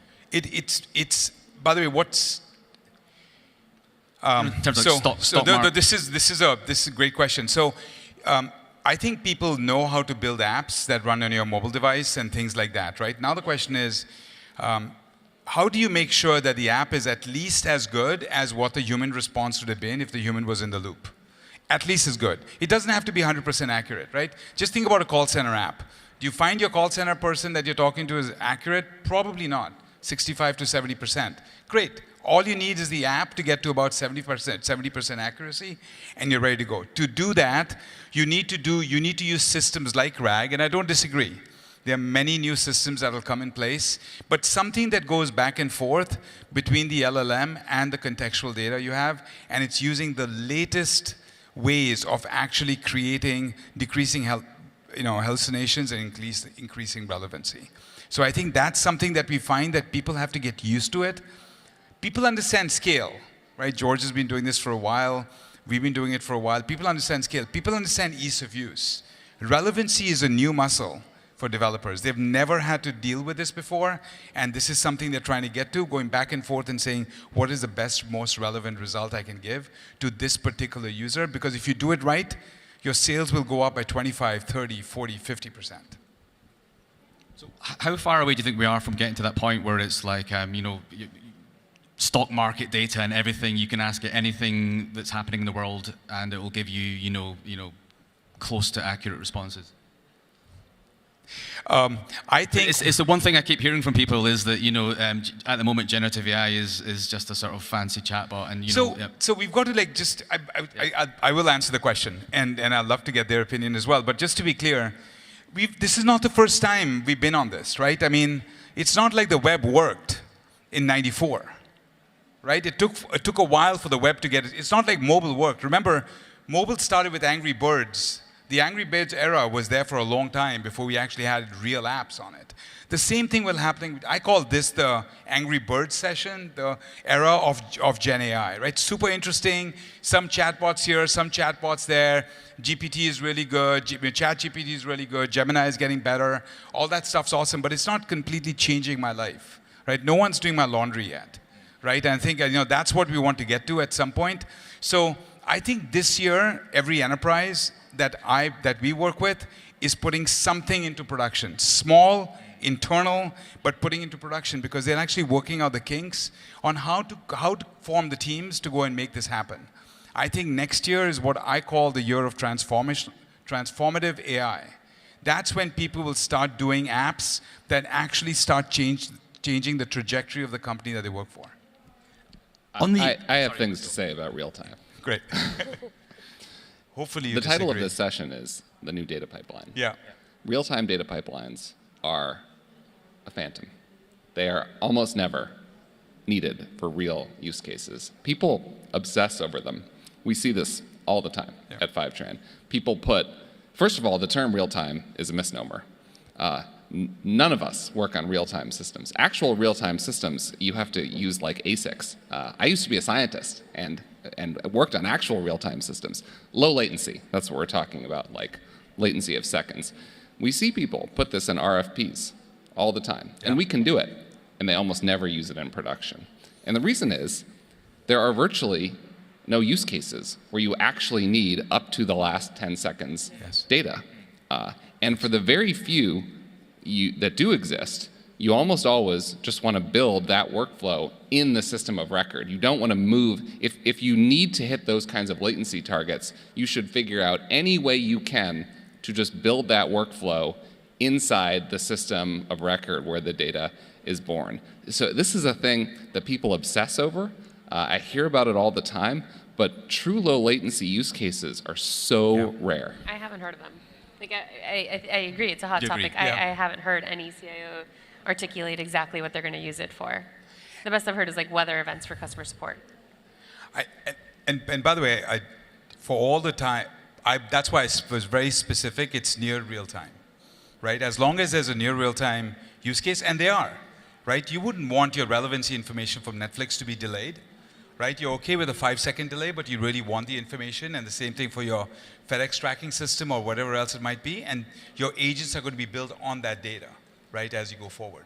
At least Yes, so. but all those examples, those workflows are built inside the system where the data is generated. Like the FedEx tracking example, you build it all on one database, so you have a single system where it's all internalized. Everyone's working off the same copy of data. In the context of data pipelines, I'm saying real-time use cases are extraordinarily rare. Most of the ones I have seen are due to poor system design, where someone has spread a workflow across two systems of record, and now they attempt to keep it in sync at sub-second latency as a way to mitigate like double spend problems and things like that. Which, listen, messy systems are part of reality, and we help people make them work. But that's not something to aspire to. Yeah, no, we don't disagree. But there are many use cases we're seeing where it's not real time. It's not stock information, but I think we see a lot of people doing something that they want to get it to near real time, and they want to make the information available. What about the return on investment at the moment for all these startups and even bigger companies are putting all this money into building data pipelines for their AI applications, and is there actually a real return on investment in that at the moment? Is it something that is a particular sectors or applications where it's a worthwhile investment just now, or is it all just sort of people trying to reading about the hype and thinking they should be getting involved too? Sorry, new companies investing in new data pipelines. I think that investing in these data pipelines to harness the power of AI today. Yeah, I think most companies that are getting founded today want to be on the latest, because even if it's not exactly clear which direction they're going to go in, it was like when microservices came out. It was like, well, we get the benefits of it, and we're going to build it. It's a little more complicated, and we're not as familiar as we are with a big monolith code base. But I think everyone's adopting these new data pipelines in the hopes that they can be more flexible, because I do think, to your point, we're in the early stages. This is going to look very different. Is it going to be RAG? Is it going to be something else? If it is something else, whenever that comes, companies that are being started today want to be able to adapt to that and move into that direction. And so I do think everyone is trying to get on the latest as they're building companies. And I think that there's a lot of anxiety with founders on, or if we build this all up in this way, are we going to have to scrap it in 5 years? Because that's a very dangerous proposition to be in as a founder. So what are they doing at the moment to sort of mitigate against that then? How are they future-proofing themselves? I think it's very hard to future-proof yourself, especially when the future is moving at this velocity. But as new tools come out, I think I'm seeing a lot of adoption, a lot of testing things out. I'm seeing more technical information being shared on founder WhatsApp channels than ever before. Before it was all like founders complaining about term sheets and whatnot. Now it's a lot of like, well, this just came out, should we use this? Is anyone actually implementing XYZ? Because there is some anxiety about what your infrastructure is going to look like and what that's going to enable you to do as things move faster. I think what we find, and we'll end up getting a lot of startups actually using our technology, because it's not just the database, it's also the PaaS layer that we have on top with products like Langflow. Two things that we find that the the founders are doing right. Number one, they're actually building it on open source technologies because there is future proofing that comes with it, because I think that's, like we have a saying inside DataStax that says, if it's not done in open source, it's probably not worth doing. In the Gen AI space, we have a very extreme view of it, right? And so we definitely think that's number one. The second thing is, I think the thing that they need to focus on is not worry about things like scale, and they should use things that get them as quickly as possible to product market fit, because I think they will land up scrapping their product, right? They will land up rebuilding it, right? Every startup does that, but if you have PMF, you have a lot of air cover to actually go and make that happen. So just a quick thing just now. So I guess one of the main takeaways from this is that there's no shortage of data, plenty of data kicking about. The problem is getting the balance between quantity and quality. So what can companies do at the moment to, strike that balance between, unlock the real value in the data that they have? What are the sort of number one thing they can do at the moment? I would say work backwards for what you're trying to accomplish. Like, what is the thing you're trying to solve for? Is it solving customer success? And if it's very specifically, solve the FedEx tracking problem. Is it, whatever it is that you're trying to solve for, then work backwards of what is the workflow, and then what is the data that you need to provide that workflow, and then find that data wherever it resides, and then use it for this purpose. But I think trying to make a general purpose, we want to use generative AI across our company, but we don't know how, so let's just throw a bunch of data at this LLM and hope it spits out the right thing for any given person in any given workflow in our company. I think that is a project that sounds like it's going to be very, very big, very inaccurate, very expensive, may not yield the results you want. But I would say, to your point, start small. What we're seeing is companies starting small with internal applications with very specific goals, and then finding the data that matches what you're trying to accomplish. Yeah, only solve the problems you have today. That's the mantra. And don't plan ahead, and then once you've built something 10 times, then worry about how to architect it. The costs in innovation are always 99% in things you built that didn't work out, not in things that worked out that you wish you had planned for scale ahead of time. That's even though those are the problems we always think about in retrospect, I really wish I could go back and wire my Salesforce implementation differently. Those are not the 99% of the costs you bear. They're all the things you build that don't work out. But that's the pain that you have to deal with for a long time. I know, and so it's very salient in your mind. I'll go back to, this is not new to the industry. This is my 5th technology wave I'm actually living through. And the framework is the same: technology, people, process. We talked about technology, how you think about open source and think about things like that. I think from a process point of view, this is the wrong time. To George's point, is don't focus on process at all, right? Just go off and actually do a few projects, make them successful, and then when you think you have some success, then you can actually go off and say, we have a new way of doing things. The most important thing for Gen AI, and I think the startup folks get it at this conference, and that's why it's really good to see the enterprises. It comes down to the people, the SWAT teams that actually go off and build the first 2, 3, 4 projects. Because I think once you get those, because they are not reading a manual, they are writing the manual for how to do Gen AI apps, right? And so that is something that you absolutely need, and that's what people should focus on. Whether it's an internal app, whether it's an external app, but just go out and get something out in production. Don't worry about actually making it hugely impactful that'll change the world, right? Hero apps that you need to do, that'll come in 2025. Right now, just focus on getting something done.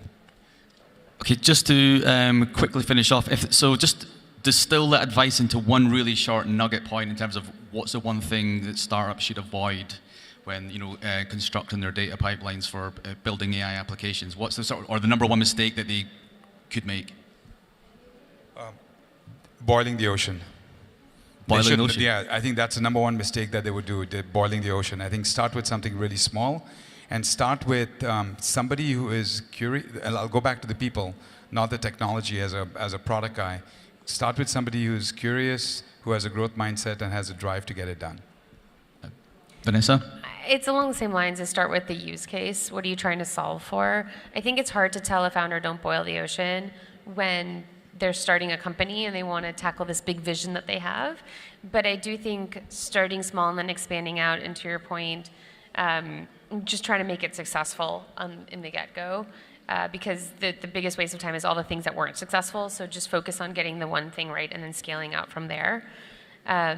But it's so tempting with generative AI to go horizontal and want to boil the ocean right off the bat because it's so cool and you can build so many amazing demos. Yeah, I would say if you're building something that involves working with customer data, don't neglect permissions. A lot of the challenges you're going to actually have are going to have to do with permissions, and give serious consideration to storing even a lot of text data in a relational database, because relational databases are amazing for dealing with complicated permissions problems, users, roles, this, that, the other thing. So the traditional technology stack has a lot of value in the context of AI applications, because AI applications, like all enterprise applications, are all about permissions. This is true. Okay, we're out of time. Really appreciate your time. Thanks, everyone. Thanks for coming.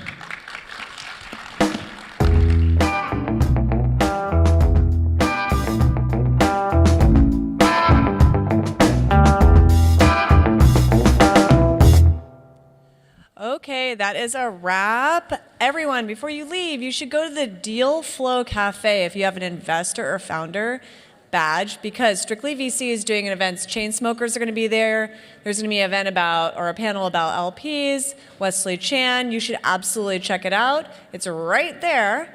And hopefully I'll see you all tomorrow. I do want to thank our sponsor, Single Store. Thank you so much, and thank you all for coming today. It was such a great show.